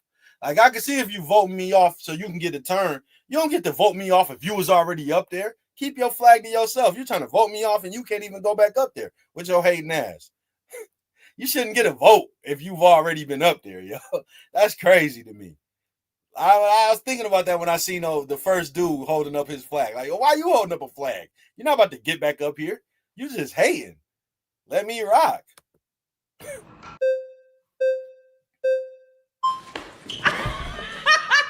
on. All right. How you doing, Amanda? I'm Ryan. Ryan. This dude been laughing and smiling the whole time. You better have something smart to say and not nothing stupid. Nice to meet you. Thanks for being here. All right. Well, what I would say is, as far as systematic racism, right? I think most of us would agree that at the very least it has occurred in this country. Okay. Right? You know, we've had slavery, we've had Jim Crow segregation, all these different things. Yeah. I think my argument would be that right now in modern America, I don't think, at the very least, it's not as prevalent as it has been to where it could stop us from being successful. Okay. I would say that it's not a thing anymore where it needs to be talked about so much and so much attention focused on it. I don't think that currently there is systematic racism in a way that it's going to be harmful to us, Well, it's already there. Like I said, to stop us. If anything, really, I think institutions such as things with DEI. What do you think DEI is? Basically, let me stop before he even goes there. Let me respond to what he first said. It's already there. If you look at right now, it's happening. Look at the rich dudes. Look at all these lawsuits. Look who it's happening to. I seen Byron Scott had a lawsuit and Smokey Robinson and them dudes. Like they just getting anybody with a lawsuit, right? So now it's like they find a way. They use you for all they can use you for and help you build up your bag, but then they try to take it from you through the courts. I ain't even gonna mention Diddy because this is karma, but he's in it though.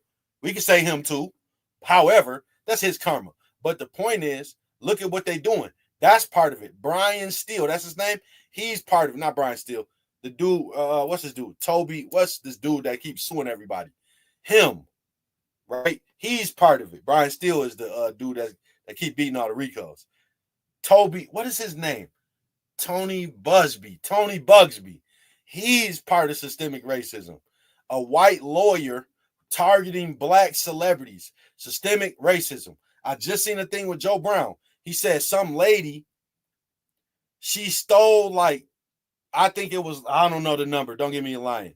It was a lot of $1 million from like 7 different black celebrities total.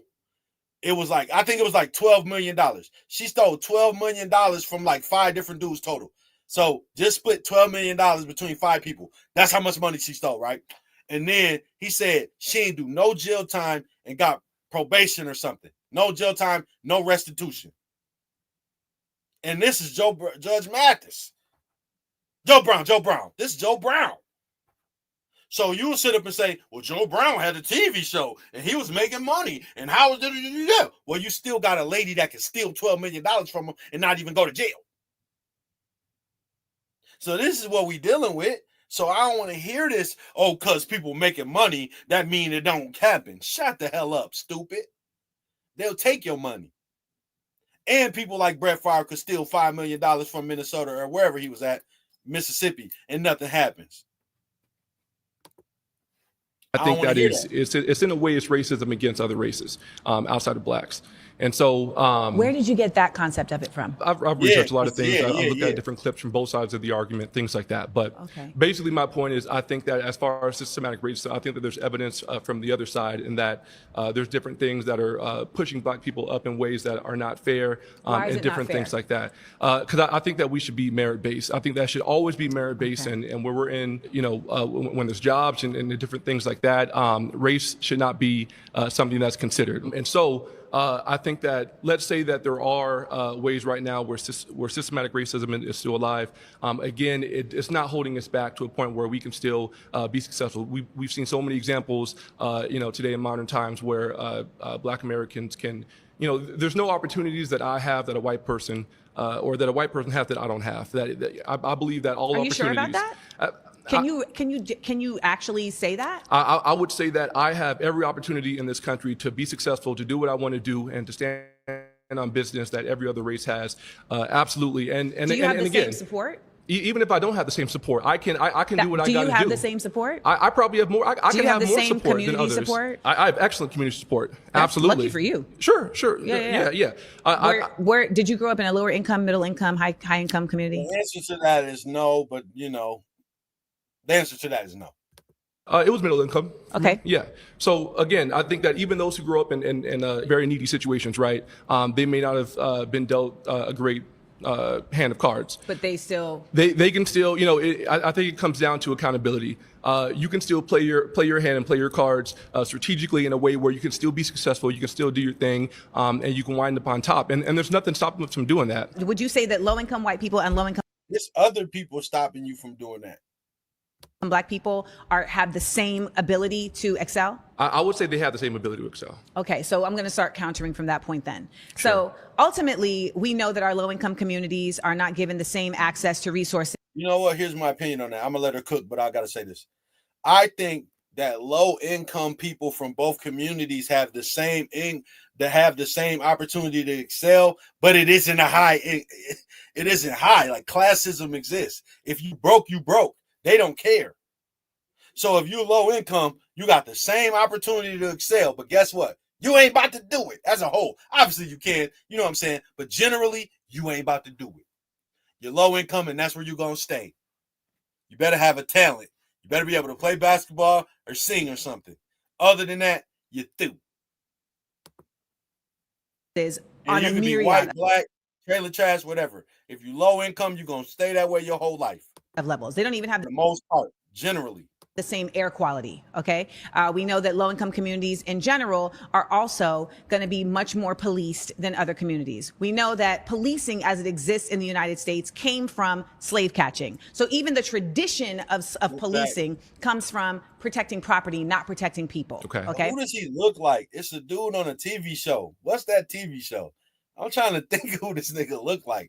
I keep seeing it every time. So let's start there. When we talk about low income, like the working class black people in this nation, we know that they have never been considered ever, whether they were slaves or not. They just weren't considered. And we also know, as our brother Isaiah pointed out, that there are still people in very powerful positions that hold very personal positions as it relates to racism. And so in that way, they are impediments to someone moving forward. Okay. When we talk about DEI, the concept of DEI is not about lowering a standard. It's about widening the options. So we live in a nation that a lot of widening the options for people who, yeah, he looked like him. It's for widening the options for things outside of race. Honestly, DEI don't really have much to do with race. That's what people don't understand. It's other things. I'm not going to say the things, but we know what the things are, but I ain't even going to go there. I feel like a lot of y'all are looking at the United States as a long history of something. We have a short history. All right. For 400 years, there was slavery. Black people were not even considered whole humans. We were 3/5 human. After the Civil War, during Reconstruction, Black people were then subjected to the Black Laws. The Black Laws were specifically for Black people. The Black Laws incarcerated Black people at such an exorbitant rate that they were able to get another slave labor force through the 13th Amendment. Not wrong. You can look it up. There was like 87 crimes punishable by death if you're Black and 2 if you was white. I just want to know what the 85 other things was. Like, that's kind of crazy that it's 85 things I can do to die that you can't. Like, what am I doing? Like, I mean, I could, like, what is 85 crimes? I can't even name 85 crimes. Like, how is it 85 other things that I can do other than you to get sentenced to death? Like, that's nuts. So she's not wrong there at all. Because you had Black people that were serving entire life, like months-long, years-long cases, years-long sentences for jaywalking. Okay. So when we look at these things, we act as if, well, why can't we just get over that? That's 2 generations previous, okay? So if a father in the early 1900s was incarcerated for 2 years, how do you think that would impede their family from being able to grow, right? Sure. Now you're affecting the ability for their children to have 2 parents in the home. You also now have a mother who's like incredibly stressed and may have to always be working, so she's not able to parent, etc. We also know that there is a continued effort in this nation to not have Black people know the history of this nation. Like our good sis here was talking about, like, we have resilience, but this nation actively works systemically to keep that from us, right? We look in Florida at the laws that they are passing to not allow education about our past. And we know that if we don't know where we came from, how can we know where we're going? Sure, okay. All right, So, I'm so sorry. I'm sorry. all good. That's flags. Yeah. Never mind. I'm gonna. Hi. Hi again. Oh, you back? We cool now? We good. Oh, you can come back. Never mind. I ain't think you could go back. I think we're on the same, we're kind of looking at the same side of the same coin. And I think because I think we both want the betterment of the Black community. And I think we're maybe coming from it from different ways. And so I do respect your position. Yeah, no. See, this is what I'm saying. There's 2 different ways to care about the Black community. Like people don't like people like me. People in the Black community don't like the people like me because we call it out. I'm the person that'll get mad when you huff and puff when somebody says Black on Black crime and you sit there and act like it doesn't exist, because how are we going to stop it? Huh? So it's people like her that think helping the Black community is just saying white people, white people, white people, white people, which, okay, yeah, racism. Let's talk about it, but not why we're talking about Black on Black crime. I don't want to hear the word white while I'm talking about drill music, while I'm talking about the ops, while I'm talking about sliding, while I'm talking about baddies West Coast and all that bullshit. I don't want to hear the word white. I don't even want to hear the word white. If we want to talk about racism, if we want to talk about discrimination, if we want to talk about all that, let's talk about that. Let's have a whole conversation about that. But what if I'm talking about Black on Black crime? I don't want to hear nothing about nobody white. I want to talk about King Von them. And that's it. Because it's just a deflection at that point. So I don't want to hear it. Saying as well that there are certain things and powers at play. And I've experienced racism firsthand. A lot of conservatives may try to act like people don't want you to help the Black community by telling the Black community to change. That's the crazy part. It's a lot of people who don't want you to help the black community by telling the black community that it's doing something wrong, which it clearly is, and we can all see it. And we'll sit here and let people complain about the dating market, but not the people in it. Man, go to hell. Oh, there's no racism in America. I absolutely believe there is racism in America. I believe racist people exist. I just don't think that the systems as they stand today are inherently racist, because I've seen too many black people overcome. How do people keep saying that like they ever changed? That's what gets me. Why do people keep saying that? They never changed. People just started to overcome it better. It never changed. And I just feel like a lot of times what's left out of the dialogue is self-accountability and like self-will. We talked about how we were 3/5 of a person, but now we are 100%, I guess, according to the law or whatever, a person. And I feel like at the end of the day, if you wanted to walk out here right now and decide, you know what, I want to change my career, I want to do that, you can. And that's why so many people, and Nigerians come here, and Indians come here, and so many people who are not white, who are supposed to be discriminated against because they're not white, they come here and they become doctors and lawyers. Why? Because to your point, there's community. There's a sense of pride about, you know what, I got to go honor my parents back in Nigeria. I'm part Nigerian. I have to go honor my parents. I have to go honor my elders. They're not twerking and shaking booty. They're getting They are literally twerking and shaking booty in Nigeria. The Nigerians I know ain't doing it. If they are See, she's deflecting. She's deflecting right now. You know what she's talking about. You know what she's saying. You know exactly what she's saying, and you're trying to deflect. We literally learned it from Africa. They're doctors twerking and shaking booty, so maybe they can shake because they got the money to back it up. But do you see what you're saying? But do you see what I'm saying, though? We have to be honest, Amanda. When Indians come here, so as a fellow daughter of an immigrant, right? So my mother's from Grenada. My mother did come here and was able to work and was able to get green cards for folks. So shout out to my mom. There's a very big difference in growing up somewhere and coming from a place where you are the majority and where your people are running the show, than being somewhere where your people have been subjugated the entire time your people have been here. But your mama came here and she wasn't the majority, so how did she succeed? She succeeded because she came here with the fortitude of coming from a place. Her resilience, right? No, but and she had her village. Let me say what I'm saying. Okay, I'll let you unpack. If we don't acknowledge divide and conquer in the United States, we are having a pointless conversation. I agree. We have to acknowledge that there is a concerted effort at divide and conquer in the United States. We're literally watching it happen right now with an effort to divide and Stop. Here's what I'm trying to tell you. And I'm gonna let you cook. There's divide and conquer within the black community. That's what I'm trying to tell you. So you keep talking about white people dividing and conquering, but there's a divide and conquer within the black community. Women and men have one online with each other. Do you want me to start? You got me blocked on TikTok or where do you even got me blocked? You got me blocked on IG. I remember what happened. My memory's impeccable. I know what I said to you and I know what post it was on.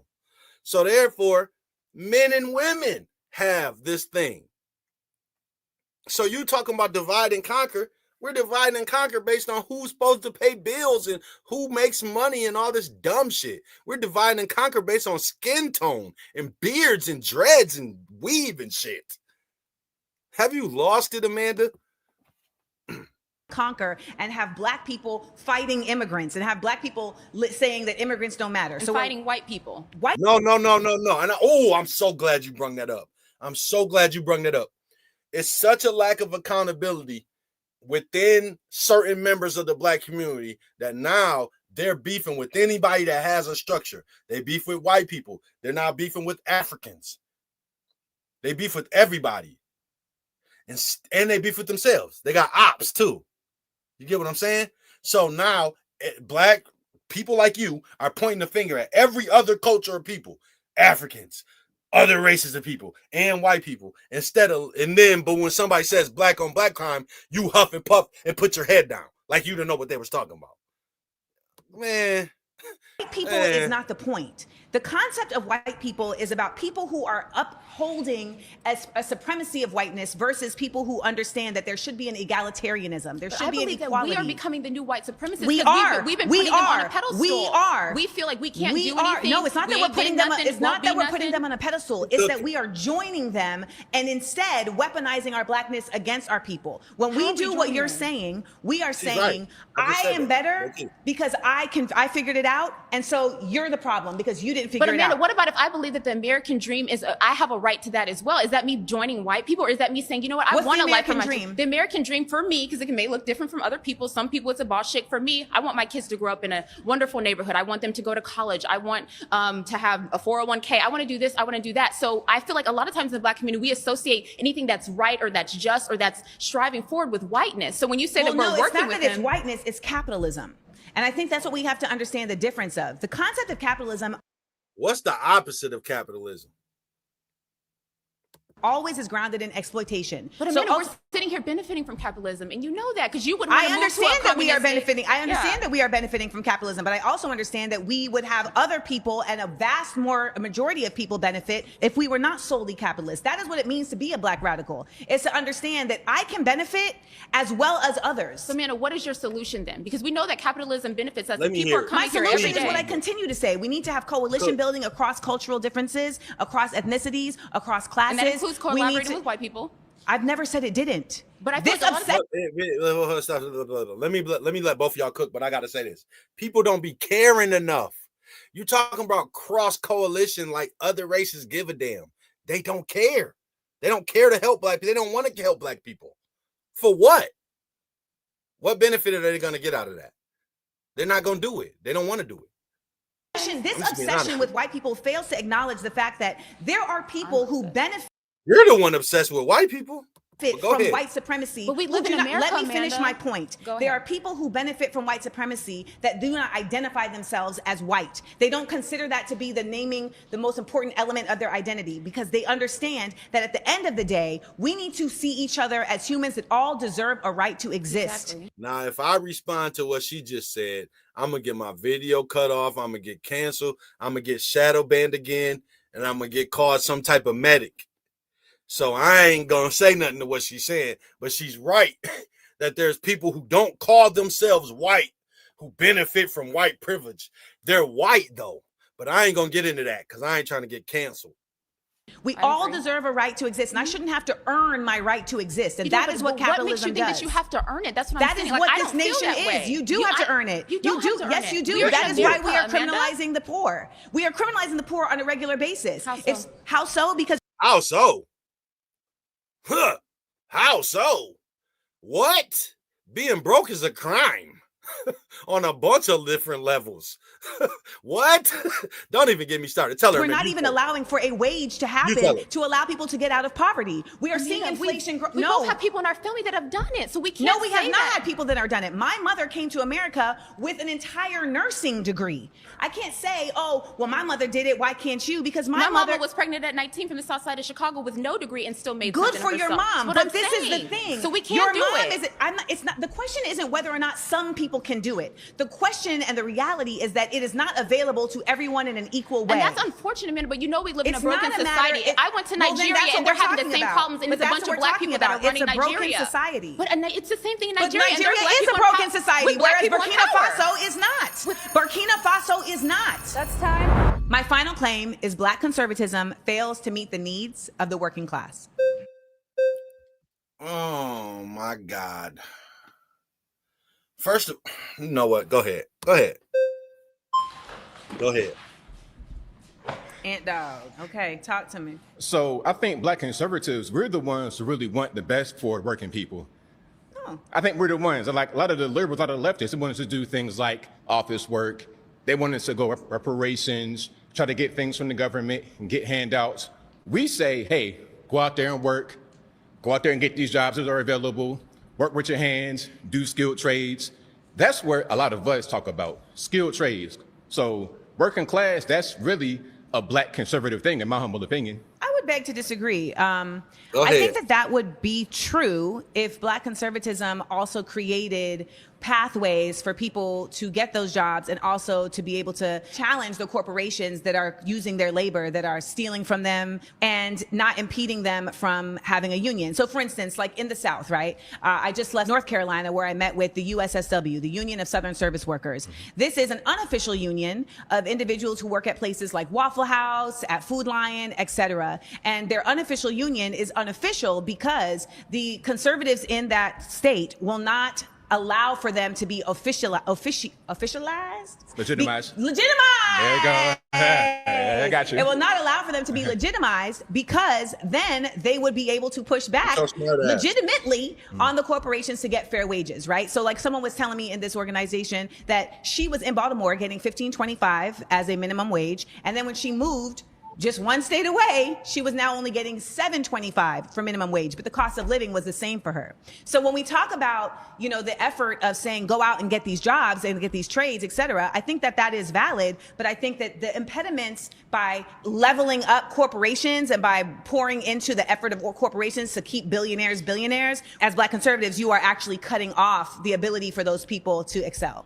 Okay, I understand your point, but a lot of us are more about being self-sufficient. So the South, a friend of mine down there, King Randall, has a school for boys. He's 22 years old. He has a bunch of kids living with him. He's teaching them physical skills they can do. Okay, being a mechanic, working on your car, working on your house, building things with your hands. So you don't got to worry about corporations. You could be your own man. You could be your own woman. And also, didn't you also say earlier that you're against unions? But are you for them now? I never said that. Oh, so you're for unions? Absolutely. So when the unions keep Black folks out, you're for that as well? Because that's traditionally what they've done, keep Black folks out, correct? Obviously, I am not for that. The reality is that unions have definitely in the beginning kept Black folks out. And the reason why they were keeping Black folks out is because after the Civil War, when there was Reconstruction, you had all these Black people that had been used with free labor and they had skills, right? Whether they were a blacksmith or a carpenter or whatever. However, they could not get jobs because the white people who now had to fend for themselves.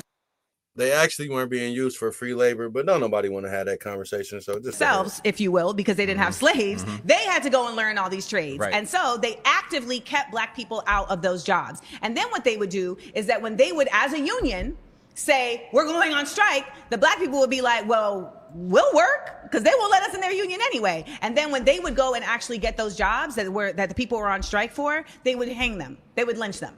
So yes, these are real things that have taken place. But we keep having these conversations where we acknowledge the past when it's convenient, and then we only say in the present when it's convenient. So you can't simultaneously say, well, everybody's fine now and there's no systemic racism.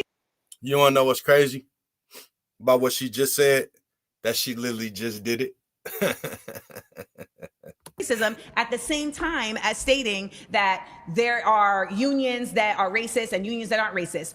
Ultimately, there is racism in the United States. It is deeply embedded. We have seen it in a myriad of examples, even just yesterday or today. And Black conservatives are working against the working class because they are actively placing their vision, their ideology of Black excellence in economics solely. Well, there is racism and in individual economics. And I think that's really the big difference of what we're talking about right now. You're talking about every man for themselves. Every man for themselves. No. I don't say that. Oh, you didn't say that? I say that we have to be individual as people, as Black people, but still get all of us on the same page. My friend's at school, he's not just looking out for himself, he's looking for all these kids as well. So it's like, okay, I bring myself up and then bring everybody else up, rather than relying upon the corporations and white people to lift this up. That's where we come from as Black conservatives. So I think there's a difference between relying on and acknowledging that there are impediments of. And I want to acknowledge the reality that we keep seeming to bump up against, which is that everybody has equal ability, and they don't. Everybody doesn't have the same impediments. So, for instance,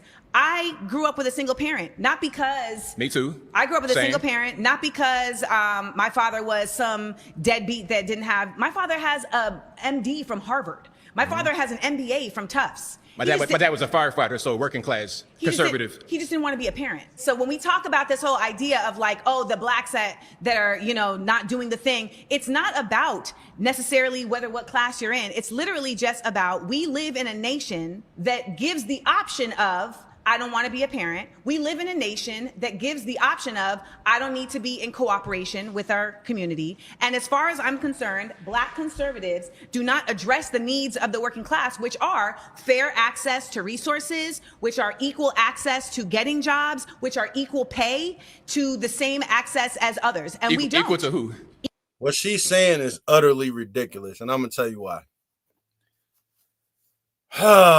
She's saying that she's mad at people who just want to go and do the stuff. You know what I'm saying? Get a job, work, provide. Don't make excuses. She wants to be somebody that wants to sit there and be like, well, what about racism? Well, what about discrimination? I can't get the job. I can't do the work. I can't do it. And the conservatives is like, yes, you can. You don't have no excuses. Now, you could be that other black dude and sound ridiculous while you're saying it and just go to the extreme of it where you're Uncle Ruckus. But at the end of the day, she wants to make excuses more than do the work. Equal to other states even. Like there's no reality where you can say that the same amount of white people are working low wage jobs per capita as black people. A lot of the reason is because there's such a disparate incarceration of black people that it impedes their ability to get higher level education as well as higher level employment because we know about disenfranchisement. Well, whose fault is All right, that? there you go. Who the hell fault is that? Hi. Hi, Layla. Nice to meet you. Nice I'm to meet Layla. you. I would actually argue that the Black working class is failing themselves. Wouldn't you agree that, you know, in order to get a job, in order to qualify I would actually disagree with you, but I'm going to let you finish. for a certain position and an education system at a job, wouldn't you argue that it should be based off of qualifications and not your race or identity? I've never argued that. I've never argued that. That's not I be know the that you were case. saying that you would argue that it should be equal, right? So you're saying that there should be Black Americans in education systems, in jobs, but wouldn't you argue that they should be qualified for those positions and not just placed there because of their skin color? I've never disapproved that. Okay, so let's say... That's not what DEI is. Okay, Do you know that? Well, I'm not talking about DEI right now. She's not talking about DEI, but whatever. Go ahead. Well, because you're suggesting that I suggested that somebody should get a job just because they're black. And I've never asserted anything like that. I mean, I understand that you may not say that exactly, but a lot... You probably did, though. Yeah, that sounds like something you'd say. I mean, don't act like you haven't said that. I didn't say that at all. You know, they're pointing to that. No, it's not pointing so- to that. okay. And so that is that I need to clear this up because Okay. it's a really important point. Okay. We live in a nation that has actively pedestaled white people. Can we all agree on that? That we In the past, we can't. in the Okay, past, in the but past, not currently, in the past. but not currently. So okay, Yes. fair. Okay. So how In the past, in the right now. No matter what. many Yeah. black people are a part of this administration's cabinet? I'm not sure. Can you tell me? Zero. Can you fill me in? Zero. That's not true, though. It's like two. My man, that's the HUD. HUD is black. And then they got, I think it's two. I don't know for sure, but I know it's one for sure, the HUD dude. Who? So seems like there may be a That's couple. not a cabinet. I don't know. Yeah, it is. Scott Turner. Okay. Okay. So there are. So we got two. So there are. So we got two. Can we got also- two. Yeah, I said it was two. We got two. So back to your point, DEI is about expanding. But if I was a Mexican, I'd be like, how many Mexicans are on there? They're discriminating against us. So what is we talking about? Like, what are we doing? Oh, yes. Okay. Not Anybody lowering can say a credibility. book. Okay, so if we have a system that has very actively said these particular people are the best people simply because of their race, DEI said, or their gender. Okay. Because DEI mostly leveled up white women. Okay. So it would be incorrect if it's, you know, if we're pointing toward this, you know, a majority of race is qualified because of the skin, the base of their skin Absolutely, color. Okay. yeah. Whether they're Okay. white, black. Okay. But here's the thing about it. And I'm on the fence of either one of these arguments. The thing is that people aren't getting the jobs based off, they're getting the jobs based off skin regardless. So what's the difference between getting a job just because you're black and then getting the job because you're white? What's the difference? What's the difference between being Stephen Jones and then everybody in Jerry Jones' family has a job as the Cowboys, but if you're Bronny James, you get a whole spiel about nepotism? What's the difference? Come on now. Race is fake anyway. Now, I do want to touch on a point that you did mention earlier, that you would argue that, you know, black people have less opportunities in America. I do not agree with that. I have not had, you know, First of all, you're a problem. light-skinned woman. And so are you. Yes. And you're doing so great for colorism, yourself. Yeah. Here we go. Here we go. Yes, and so colorism really does but, serve but us. I do want to say, why do you think that is, though? Why do you think that? Do you think it's just based off the color of our skin, or do you think it's based off of? You know what? Go The ahead. reputation that Black people make for themselves. What reputation are Black people making for What themselves? would you argue? Because I mean, when I look who makes the reputation for Black people? Let's look at music, for example. We already had this conversation with somebody else. Well, we're gonna have it again. Most of the people that oh, are we? Most of the people. I'm gonna shut it down right now and let you know that the reality is that when you come to Black music, for you to say most of the people, you've already lost the argument. Am I right? There is no most of the people with Black people because you haven't heard of all of Black music. Most of they maybe exalted or are shown by and the who media, controls, right? And who controls those systems? It defiles and Black who Americans. Controls those but who's putting it out there? Why you just call it Black music then? Why call it Black music then?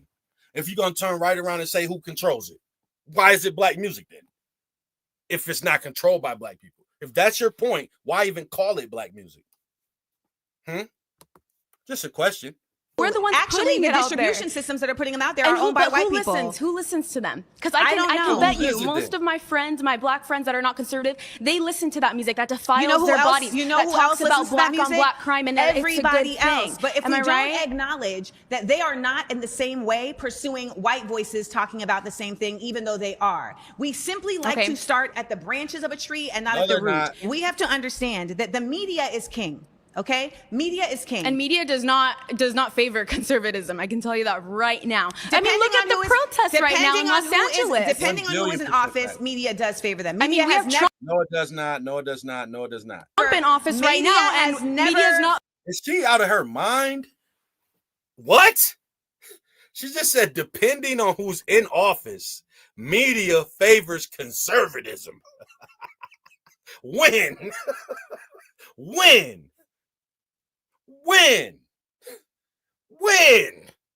You talking about when Donald Trump was in office? Or when Biden was just in office? Or right now? When? Please put a year on it. Put a timestamp on it. Tell me when. When Obama then? Oh, you out your mind. Amanda, come on. We was doing so good. What? Favoring Trump at media all. is absolutely not favoring Trump in certain spaces because Trump is also not favoring that particular type of media, but it depends on the day. And we have to acknowledge that regardless of whether you talk conservatism or not, media has never favored Black people at any point. All right, guys, that's time. You've been voted out. Thank you. Please At report any your point. seat.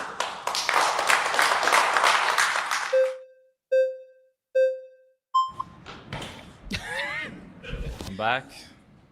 So let's talk about facts. I just want to move back to systemic racism because you mentioned systemic racism earlier. I just want to look at 3 applications of systemic racism against white people and against East Asians as well. So for example, we have the National College Attainment Network, which defines affirmative action or even race-conscious admissions as taking race as one of the factors in whether or not you're going to admit a student. And we noticed that when race-conscious admissions was out of it, Black enrollment dropped 64% at UC Berkeley.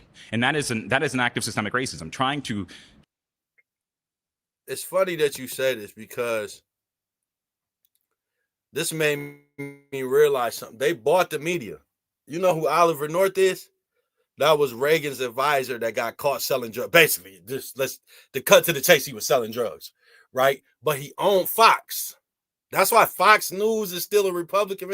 They bought it. So they bought it for real. So the only reason why the media favored them back then is because they bought it. Like, it's crazy. And that's what the Democrats do now. They learned, like, okay, if you want the media, just buy it. That's kind of crazy. I never even realized that till right now. Like, they bought the media.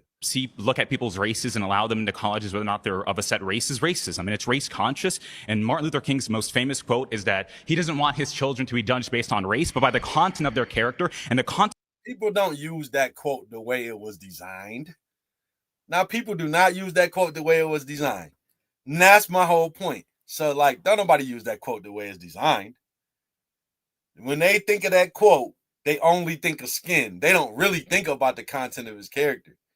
That made sense when people was getting discriminated against. Now, when it's equal playing field and we really got to judge you by the content of your character and you find out people don't be having character, then they want to go back to talk about racism again. of people's characters also includes merit. We have another example of systemic racism. Burgess Owens. He's a representative out of Utah. He's a black Republican representative. He called out the MIT president for having black-only dormitories. I mean, what does that mean? Why are we trying to segregate each other and say that black people feel safer amongst black people when the truth is they're actually more in danger when they're around black people? And that's unfortunate. It's sad that I'm saying this, but it's the case, and I have to say it because it's true, okay? Black people are killing each other at a vast, crazy rate. Black men rapping about it. It's savagery. It's barbaric. And we shouldn't be doing it as a people. We should try to get more Ben Carson's. Ben Carson's cousins. Here's my thing about that. And people can feel, I don't even know how I feel about a black-only dorm, but I'll tell you this. People wanted to stay there. You get what I'm saying? Like, it's people who heard about the black-only dorm and wanted to live there because it was a black-only dorm. You know what I'm saying? So we could call it whatever we want to call it, but sometimes the system is us. You know what I mean? So what is that? How could I say that's discrimination if we want to take part in it? That's kind of crazy to me. I don't know. Were murdered when he was younger, but his mother came to him and gave him a book and told Ben Carson to read and study to not be like his cousins. And Ben Carson separated two twins at the back of the head, and he's known as one of the best renowned neurologists or neuroscientists that we've ever seen, right? Correct yourself. Correct yourself. Ben Carson is actually the best neurosurgeon in the history of the world. And the only thing he ever did wrong was run on a Republican ticket with Trump, and now people hate him. But when you're black, for some reason, you don't always get praised for being smart and great. Now, if you play basketball or rap or something, then you're great. All-time great. You're a legend then. But being the greatest brain surgeon ever, people will disrespect you for just who you voted for. It's kind of crazy. I don't know, man. I don't know. And Carson said that slaves were immigrants. Well, they were. I don't care what he said. That's what I'm saying. Not here to the United States, and many of them were slaves, and we know that to be a fact. What is the difference between someone being an immigrant and being a stolen person? I mean, I understand that many people were stolen here, but 90% of historians agree that slavery would have not been You want to know the difference? You don't want to know. You don't want me to answer that question. I ain't even gonna do it. possible if black slave owners within Africa didn't sell off their people. White people didn't show up and just start stealing people. They didn't do that. That's not how that worked. Literally did that. But they didn't. They worked with black owners and black. The Arabs, the same literally thing. did that. It's funny And you guys talk Arabs about did that European- as well. And I think it's They very did. Well. You know what? We're playing word salad right here. She's right, but she's not right. What he's saying is that they didn't just show up. They wouldn't have been able to do that. What happened was they were given permission by certain people. I'll even go as far. Mansa Musa was one of them. So once they were given permission and bought and sold off, you could look at even the movie Roots. It's like, it's little stuff I see in that movie that I didn't realize before. Like my man hiding when he's seen the people coming. He's seen them. You know what I'm saying? And so it's like he was the one doing the deal with them. But that's neither here nor there. You can go look at the movie and see what I'm talking about. So like at first they was doing deals with kings over there in Africa. Like, yeah, you can sell this person here, take these dudes. But then white people got greedy and wanted to overtake the kings, and they ended up doing that. Like I ask people all the time, where did Mansa Musa's fortune go? Where did it go? How's he the richest man ever, and we don't hear about his fortune? Where'd it go? I know where it went. America. They stole it and built a country. In the 7th important, century, and I too. think it's important to note that there is an oversimplification of history as well as of black people in Africa. There's a failure to acknowledge that in Africa, black people did not consider themselves black people. That was a Can we stop? Because she don't want me to go. She's right. I'm gonna just say it like that. She's right. racial distinction that was solely created by white oppressors to legitimize slavery. Arab oppressors, actually, because the Arabs did it in the 7th To century. They legitimize, were the first ones. They did not name it under blackness. They simply just decided we're going to go and have enslavers. This was a decision that was actualized and then tried to be pushed forward through eugenics. Literally, there was an executive order that was passed a few months ago that said that Donald Trump wants to now control the museums because he wants to take back control of the narrative around race. And in one of these museums that they cited was that there was a display that speaks about race not as a biological thing, but as something that has just been created as a social construct. And he stated that that is an incorrect expression of race, that race is biological. But it is biological. Like, let's I mean, look at like, it. what the hell are we talking about? Like, what? Like, what is she saying right now? Maybe she needs to elaborate. Typical traits, the nose Oh, differences, wow. the hair texture. It's a biological thing. Oh, Sure, there's baby. a It is social not, concept, but there's sir, biological okay, differences that sir, exist. It's you're fine. very convicted in your You look lack of different. information People can look around different. these things. Race and ethnicity are two different things, okay? I'm talking about Ethnicity race. is where you're from. Race is literally something that was created to put people into categories of caste, to put people into categories of oppression. Race is not something that you are. Race is something that was bestowed and put That's upon you. racism, Okay, so she's just speaking as word salad. not race. Race is No, simply the race aggregation. is literally something that was created and put upon you. And I want you to listen to me as somebody who has studied this, who has a master's in African American Studies from the Institute for Research in African American Studies at Columbia University. I want you to understand very clearly that race is not something that is biological. There is literally Look at us. no. Look at the difference. There It's just word salad that she's using right now. Like, she's right, but it's words that people use to define certain things, and they're talking about the same thing. Like, they're literally talking about the same thing. there is many differences that are equated to ours that And has they're nothing not to do with biological? race. Melanin That has nothing to content do is with not race. biological at so all? if you have a black parent and you have a white parent, and now you come out looking white, how is that a biological But most- proof of most your of them- race? most of them There's come no out most of them. having Stop, curly hair. stop. There's no most of them. You do not Mixed have race? anything to You're prove mixed that. race, too. I am not mixed race. My mother is black and my father is black. Well, my father is also considered black, but he's very much has a lot of European DNA. And You know what I think? I think that you are at a phase of your learning where you are a contrarian, and I look forward to seeing your. You know what I think? I think you have a master's degree in it. That's what I think about you. Development, because I have a feeling that you're actually going to flip the script eventually, because you are somebody that definitely is grounded in wanting to learn facts and wanting to learn the truths of things. However, you're currently still stuck in an indoctrinated space that is tricking you into thinking that you are something that you are not. You are a black person who is literally having to receive the results of racism, but ultimately you are of an ethnicity that has thrived in spite of it. And that is where we really exist from. And that is where our resilience comes from in spite of systemic racism. I think our resilience is happening now. I think growing, understanding the real problems, not going out and trying to protest against. You guys don't ever do this. KTS. You Dre, guys don't ever do that. KTS Who is Dre. you guys? Members of the black community that don't want to hold people accountable, especially black people. So You knew what he meant. KTS was shot 60 times outside of Cook County, Chicago. How many BLM members came out? You earlier said BLM Stop is about referring police. to me as you guys. Okay, that's fine. So, for example, we had a really good example of this where it's not a police because No. I remember you Where said. are you from? Where am I from? What do you mean by that? Like, what state am I from? Where was I Where born? where do you live right now? Stop cutting me off. You always want to keep talking about cutting people off.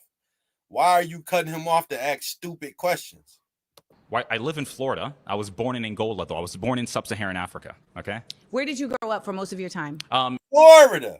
Can you asking questions, but you don't know the answers that he just gave? In Maine. I lived in North America. In Maine. Yes. And what is the population of black people in the town that you're from? It's really extremely low, but I grew up around black people, and there's a black community where I live. And that black community that you lived in, did they teach you about black history in the United States? I Like, learned black history. Are your parents black American?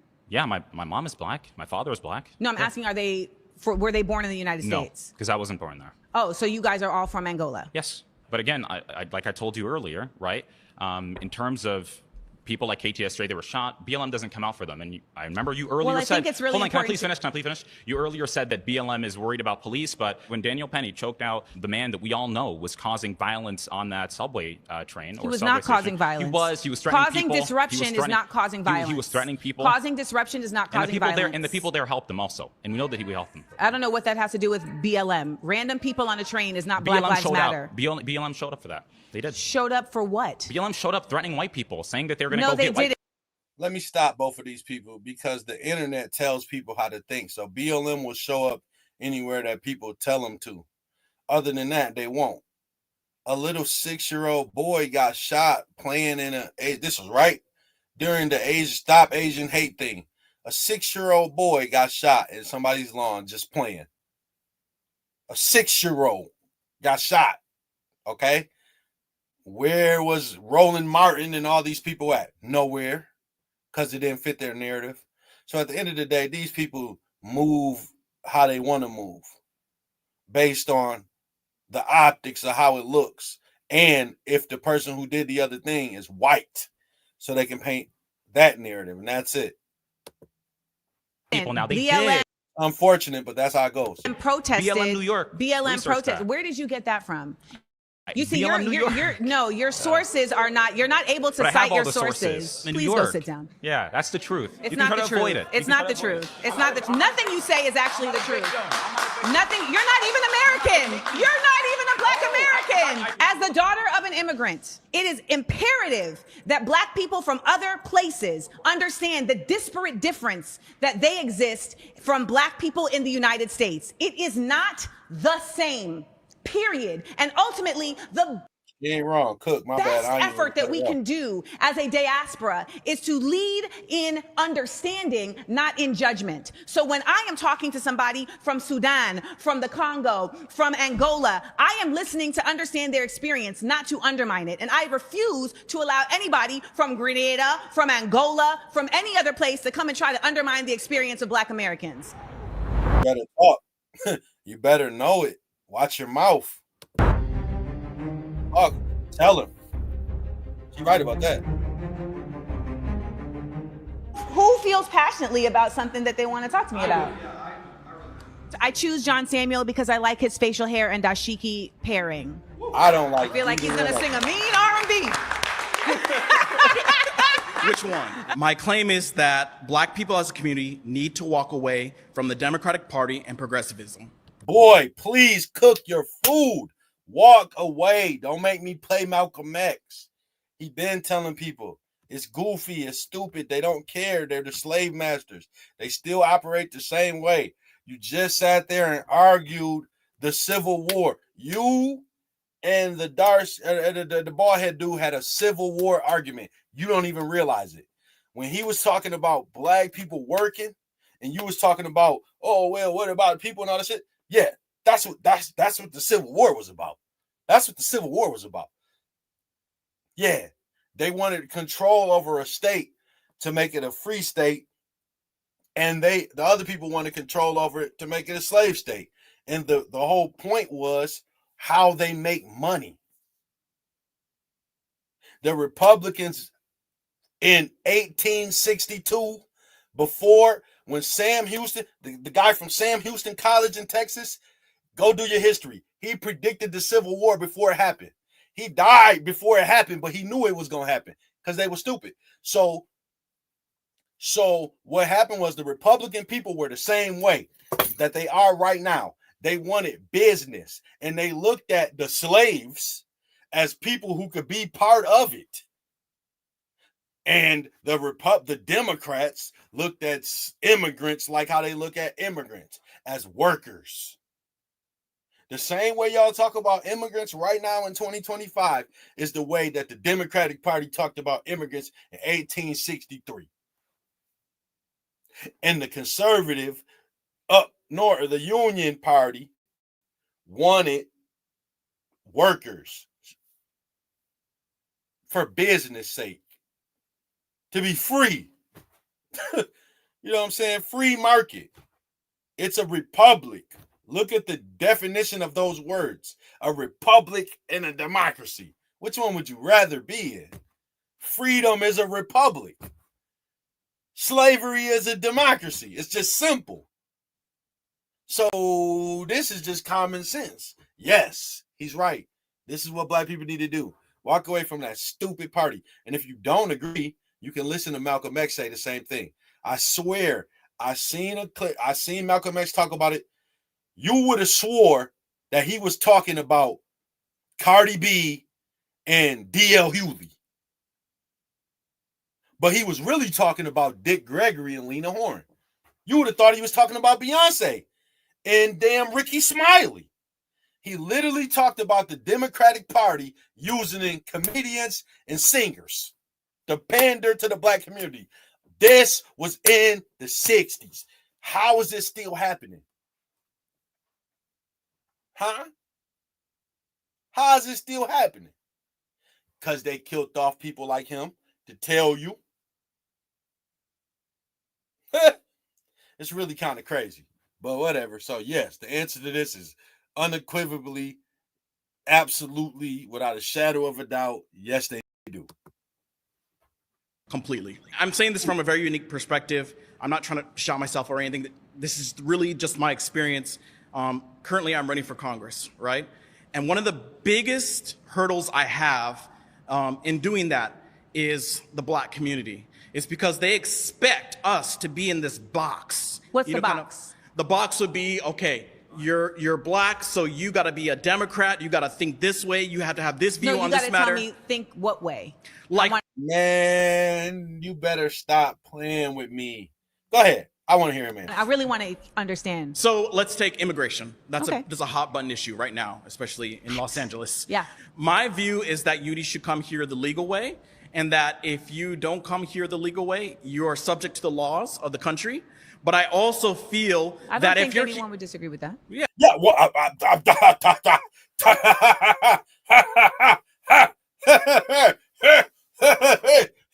yeah, right. Yes, they will. Yes, they will. It's people, they sell little things. I seen a poster on somebody's lawn. Humans are not illegal. I was talking on a ring cam. Like, yo, humans not illegal, but if I start kicking over your stuff, you're going to call the police on me. Humans do illegal things. So what are we saying? Like, yo, like... Yeah. Well, I'm just saying that a lot of people, especially where I'm from San Diego, will like to put Black conservatives in this box. And the reason why I say specifically in my claim that Black people need to walk away from the Democratic Party is because every single election cycle, all they do is use us as their tokens. They use us as their kind of election tools. They use us as these campaign posters. They tell us to come to their rallies. They tell us ever since 1960 something, they've been doing this. To sing on their stages. They tell us to do all these things, and they forget about us 3 other years, and they remember us 4 years later. Every single cycle, it happens again and again. And since Malcolm X told you. I'm one of the people, like, I really appreciate you because it seems like you have a love for the Black community and you have a love for people, and I appreciate that. And I do too, because I don't express that in the same way as, let's say, as a Black person who's a member of the Democratic Party. I get called Uncle Tom, I get called a racist, I hate myself, I love myself, and I love our people. I love everything about us. We have done so much for this country. We built this table that everyone is seated at. We deserve rights. We deserve all these things. However, what I don't like more than anything, is being used. It's being used by politicians, being used by governments as some type of... used by Patrice Cullors. Go off. Go ahead. Puppet to say, here's my Black person that's voting for me. I don't like that. And that makes me sad, no matter you're Democrat, independent, Green. You know who else didn't like it? Malcolm X. Like I said, I'm going to say it again. I'm going to keep saying it. If you go listen to him, you would have swore he was talking about Ricky Smiley and Beyonce. Like, I swear. It sounded like he just had watched what happened during this election cycle and made that speech I heard. But no, he was actually talking about Lena Horne and Dick Gregory. But they've been using the same tactics for all them years. Get Black people with celebrities. They've been doing that. Whatever. Yes. Yeah. Sorry. I completely agree. Yeah. I completely agree. I would add to that it's no different with the conservative party, that there is 1000% a use of Black people to weaponize a concerted. See, let me stop her. And here's the difference. She's wrong because on the conservative end, Black people have merit. And here's what I mean by that. Cardi B. There is no twerking on the conservative end of Black people. So the Black conservatives that you see, they also have a title behind them on what they're doing. And a lot of how are they being used? You think they're being used. You don't even respect the fact that they got this opportunity when you talk all the stuff about racism, all this stuff about this oppression, but then when you see a Black person who's in this position, you want to say they're being used. No, Megan was being used. Okay? Megan was being used. They put her up there to twerk. Cardi was being used. She didn't even know her lines. Okay? She didn't even know her lines. Beyonce was being used. You hear me? You hear me? That's why they had to pay her. What are you talking about? Effort to literally, quote unquote, make America great again. The concept of make America great again did not start with Donald Trump. It started with Ronald Reagan, and it happened right after the civil rights movement. There was a very strong, visceral response by white people after the civil rights movement, after the Voting Rights Act of 1965, the Civil Rights Act of 1964, the Fair Housing Act of 1969, the Economic Opportunity Act of 1965. These were all efforts that were put in place on a federal level to say, okay, fine, here and damn, we're going to give you a little bit of something to get your weight up. After that, there was a active effort made by conservatives, because that's also when we saw the flip between the Democratic and Republican parties. There was no flip. There was a flip. There was never a flip in the history of this world. There has never been a flip. And while I stopped you, let me interject this point. I'm going to let you finish, but there's never been a flip. Stop saying that dumb crap, okay? There's never been a flip, okay? First and foremost. Secondly, you didn't piss me off. Just go ahead. There's never been a flip. Actively what happened. There was a flip. And No, there was not a flip. No, there was never a flip. Democrat. I literally just seen you and that dark or the bald head dude have a Civil War argument. He was arguing as the Union soldiers, and you were arguing as the Confederacy. Literally what they got into the Civil War over. So how did the party switch? You're lying. You just had an argument with a conservative that they had in 1862 before they started fighting. You and my man just had the literal same argument they had in the house before a fight broke out. So how did the party switch? When did they switch back? Come on, man. What are you talking about? Democratic Party has been the party of slavery, the party of racism. There was a flip because the Democrats were more aligned with making these civil rights concessions than the Republicans. That's the flip. Ultimately, though. Stop. They're slave masters. There was never no flip. Read up your history on John Kennedy. He never wanted to do nothing. Lyndon Baines Johnson was a pimp. Let's just put it like that. They were smart enough to know, if we give these dudes a vote, they'll vote for us. It was never no flip. They did it for their own benefit. I promise you. You always want to talk about what's documented. It's documented that they gave black people a vote for their own benefit. This is documented. This is nothing that you can dispute or anything. That's one of the first things you'll see if you pull up Lyndon Baines Johnson. Are you serious? So what are you talking about? I don't know. She don't know. There was never a flip. I promise you. I promise there was never no flip. No. No flip. No flip. No flip. The flip is what people are misappropriating, because the flip isn't a 180. Okay. Ain't no flip. The flip is literally just we was this and now we this. And that is not the same as we are for black people. The Democratic Party is not for black people, nor is the Republican Party. Any nation that has a bipartisan system that doesn't even allow for its own people to determine who are going to be the candidates for president isn't for its people in general, beyond blackness. So it's imperative Let me stop you, because the vice president that just ran for president didn't even have to go through no primary and just got voted, just got put into the spot. So maybe you're so right about that you don't even want to be right.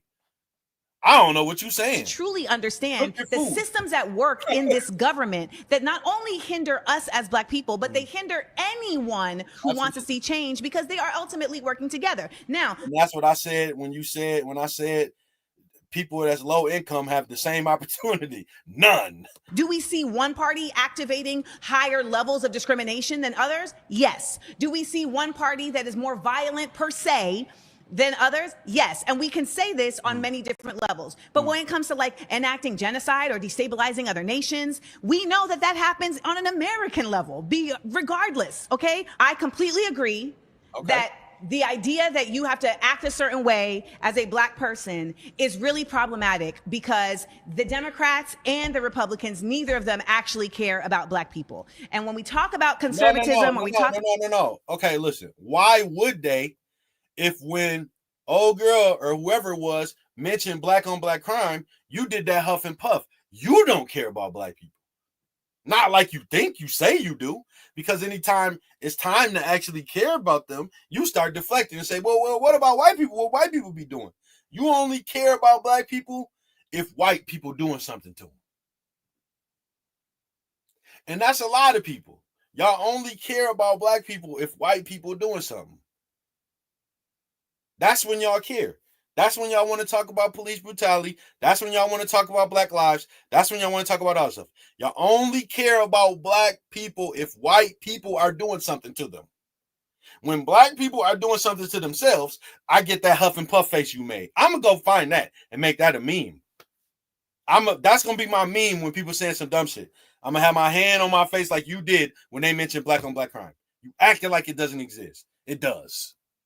Seriously. About being a liberal, neither of these aspects were grounded in how do we help to repair the harm that we have caused an entire group of people who made it possible for us to even have a constitution. So stop. Okay, let me bottom line that question. I swear that's the best thing. How we do that is to understand how the system created a crab in a barrel mentality and then counteract that. Okay? I can't help what an outside source is doing as long as within this house we not bickering and fighting. That's how we stop. That's what I'm trying to tell you. We can't stop racism. We can't stop people from hating on us. We can stop us hating on us. That's why he brung up being an immigrant. That's why I said you could parallel being a Chinese immigrant and being a slave. That's how they correlate. Whether you was forced over here or not, when you come over here, are you going to start killing each other? One group does it, other groups don't. So it don't matter if you was forced over here or not. That don't mean start hurting yourself. But you don't want to see that. You just want to keep throwing the blame at white people. Like I said, if you want to have a whole conversation about racism, we could do a 3-hour live about racism. But if we're going to talk about black on black crime, let's talk about black on black crime. For real. Like, let's do that. Please. So you can sit here and show me whatever you want. No. The only reason why I was going to show you this is because even with that Constitution, we weren't even humans. What? When they wrote it. So that was another fact check I wanted to kind of fact check before, but I couldn't say anything. But the 3/5 compromise. When it was just a thing, when somebody said they wanted to get rid of the Constitution, y'all called that racist too. So what are we doing here? It's just people pick and choose. Had nothing to do with your 3/5 of a person. The 3/5 compromise had to do with representation in Congress. So there's a little note here. If you open this, the 3/5 compromise said that the Southern slaveholders needed to be represented fairly in Congress. And because there were so many more slaves than actual white people in the South, they were allowed to count their slaves as representation, even though those slaves did not have the ability to vote. If we were at that time, let's say the 3/5 compromise never happened, we were a whole person as in light of the government, right? If that happened, then this America would not be the America that you know today. Because what it was is, if it was, we were counted as You're defending the 3/5 compromise, Can you bro. just listen? Can you listen? He's actually not. He's not defending it at all. No, listen for a second. Okay. Because I don't want you to get mischaracterized what I'm saying, okay? Okay. Slavery was wrong. It was absolutely disgusting and immoral thing. Okay. I have nothing good to say about that. But the 3/5 compromise, if you counted a person who was a slave as a whole person at that time, yes, most of the slaves were held in the south of the Mason-Dixon line, I just said that, yes. So what would happen is they would have more representation in Congress, and thus those laws that were, by the abolitionists, those would have been gone, okay? So that would have gave the South more power to do the things that they couldn't do. So that's... Does that make sense to you? I will hope it does, Amanda.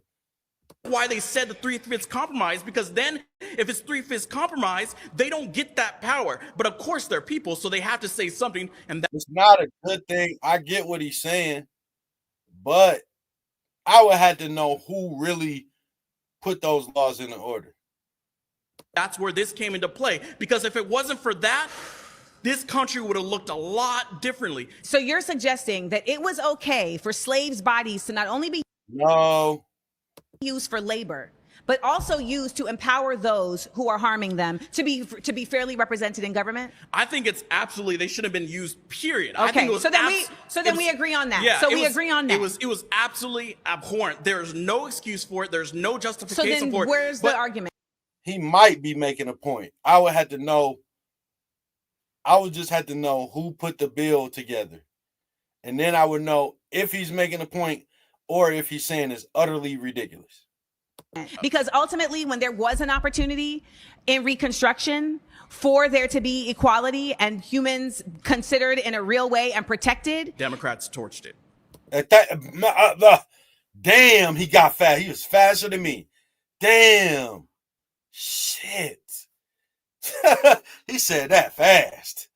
Goodness, God, couldn't even pause it fast. I couldn't even pause it fast enough. Andrew Johnson. yes, as well as the Supreme Court. That's actually more important. What we have to acknowledge. The Supreme Court torched it. The Supreme Court has actively, throughout this entire existence of this nation, been at the forefront of impeding any advancement, and it ends up sending us back over and over and over again because it doesn't have term limits. Because it doesn't have term limits.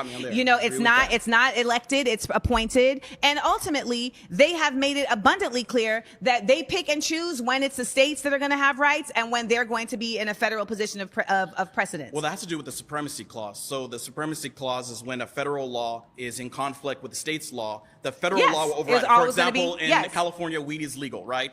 But federally, it's not. So they can come down here and they could say, hey, we're going to rate all these places, and they would be completely in line with the law. And so this is how segregation and discrimination ended up. I wonder what would happen if they tried that. It would be some type of war. Like it wouldn't be a good thing if they tried that. Like that'd be bad. Seriously bad. That would cause a lot. Like that would cause something.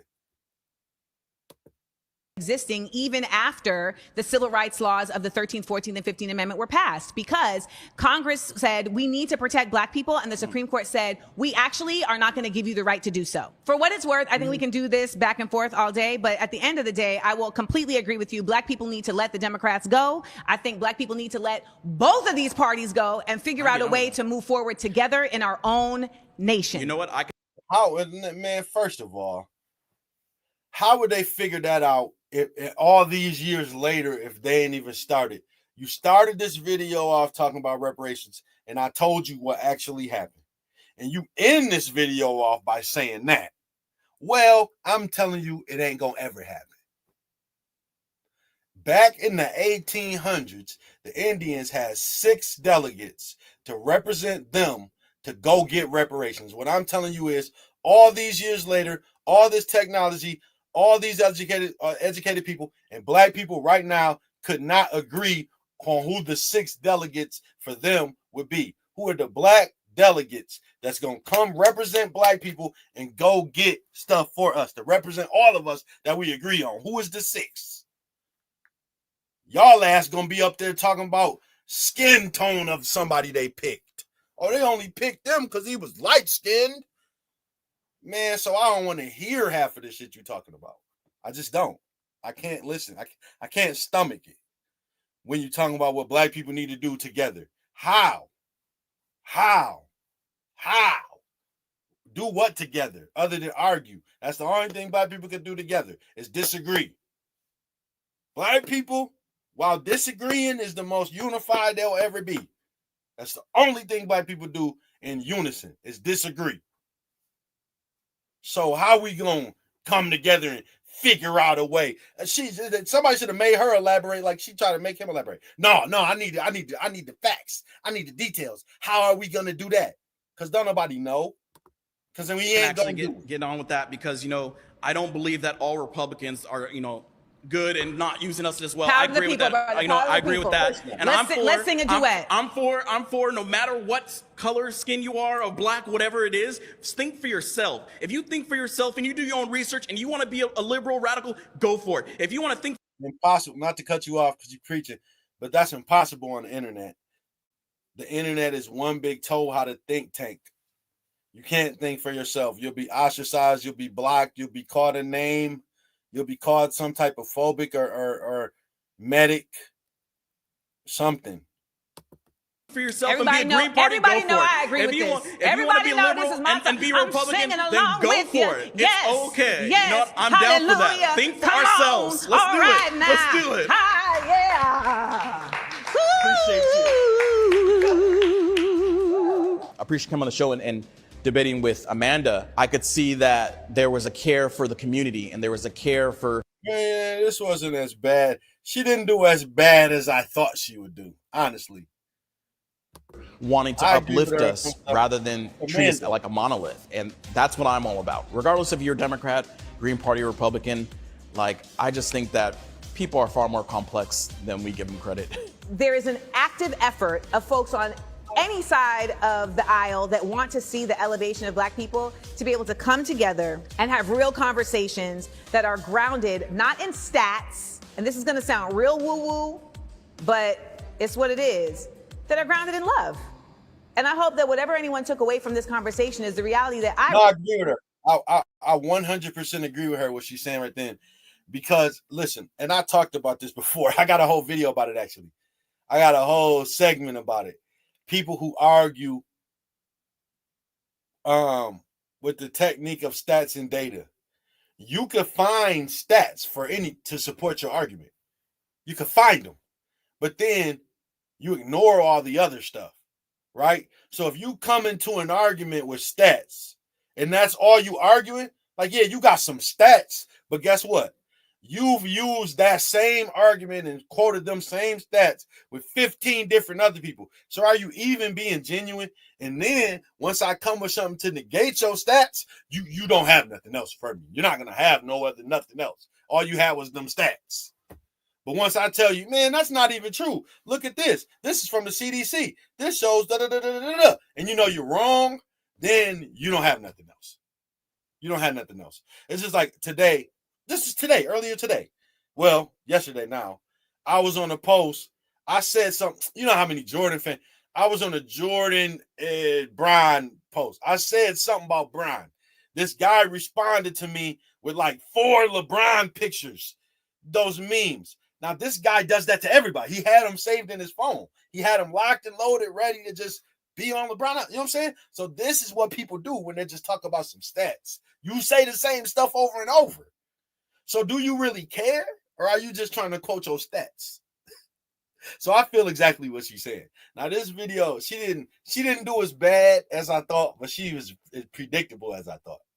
She lost her cool as much as I thought she would, but it was good enough points to where I could agree with her about certain stuff. And then there was some idiots on there that made it easy.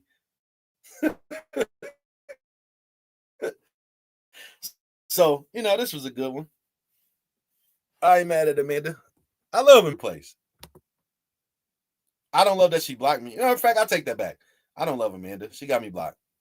I really do love Black people. I love people, and I love the ability to exist on this earth and have access to joy. I think sometimes things got a little bit heated, and that's okay because emotions get the best of us. But I think overall she did pretty well for her position. I don't agree with her for the most part, but I think she did pretty well. Just kind of seeing this dynamic that this is really what happens. A lot of times when we look at discourse, we look at it online, so everybody's typing and typing. But this is what real discourse looks like, when you have to really sit in front of someone. Yeah, and a lot of people don't know how to talk. Like, I swear, I hate people online. These smart mouth people wouldn't communicate like that in real life. They don't know how. And unpack your arguments. You can see the pressure that causes and how you have to really kind of have your thoughts together and how heated and emotional it can get. So I think the fact that you guys, created this space for us to be able to do that is awesome. Whether it was productive or not, we'll only see. Hopefully some of the things that, we said stick with Amanda. She was using some of my quotes, about like resilience and everything. And I was like, okay, so I'm planting a little bit of seeds there. And then of course there were times where when she was right, she was right. And I was like, you know what? She has a point. So I think it's pretty productive if you allow it to be. Yeah, this was a good show. This one wasn't bad. This was, I approve. Amanda wasn't bad here. She had points of ridiculousness, but she had points where she was cooking too. She really did, just to be honest. So, yeah, it was good. I enjoyed it. I knew I was gonna enjoy it regardless, though. I knew that. This was a recipe for success. Like putting her, she really like a star. Like that's what people don't get. But she just done ruined a lot of her opportunities with her attitude that she doesn't acknowledge even having. But that's neither here nor there. This was cool. Rhil.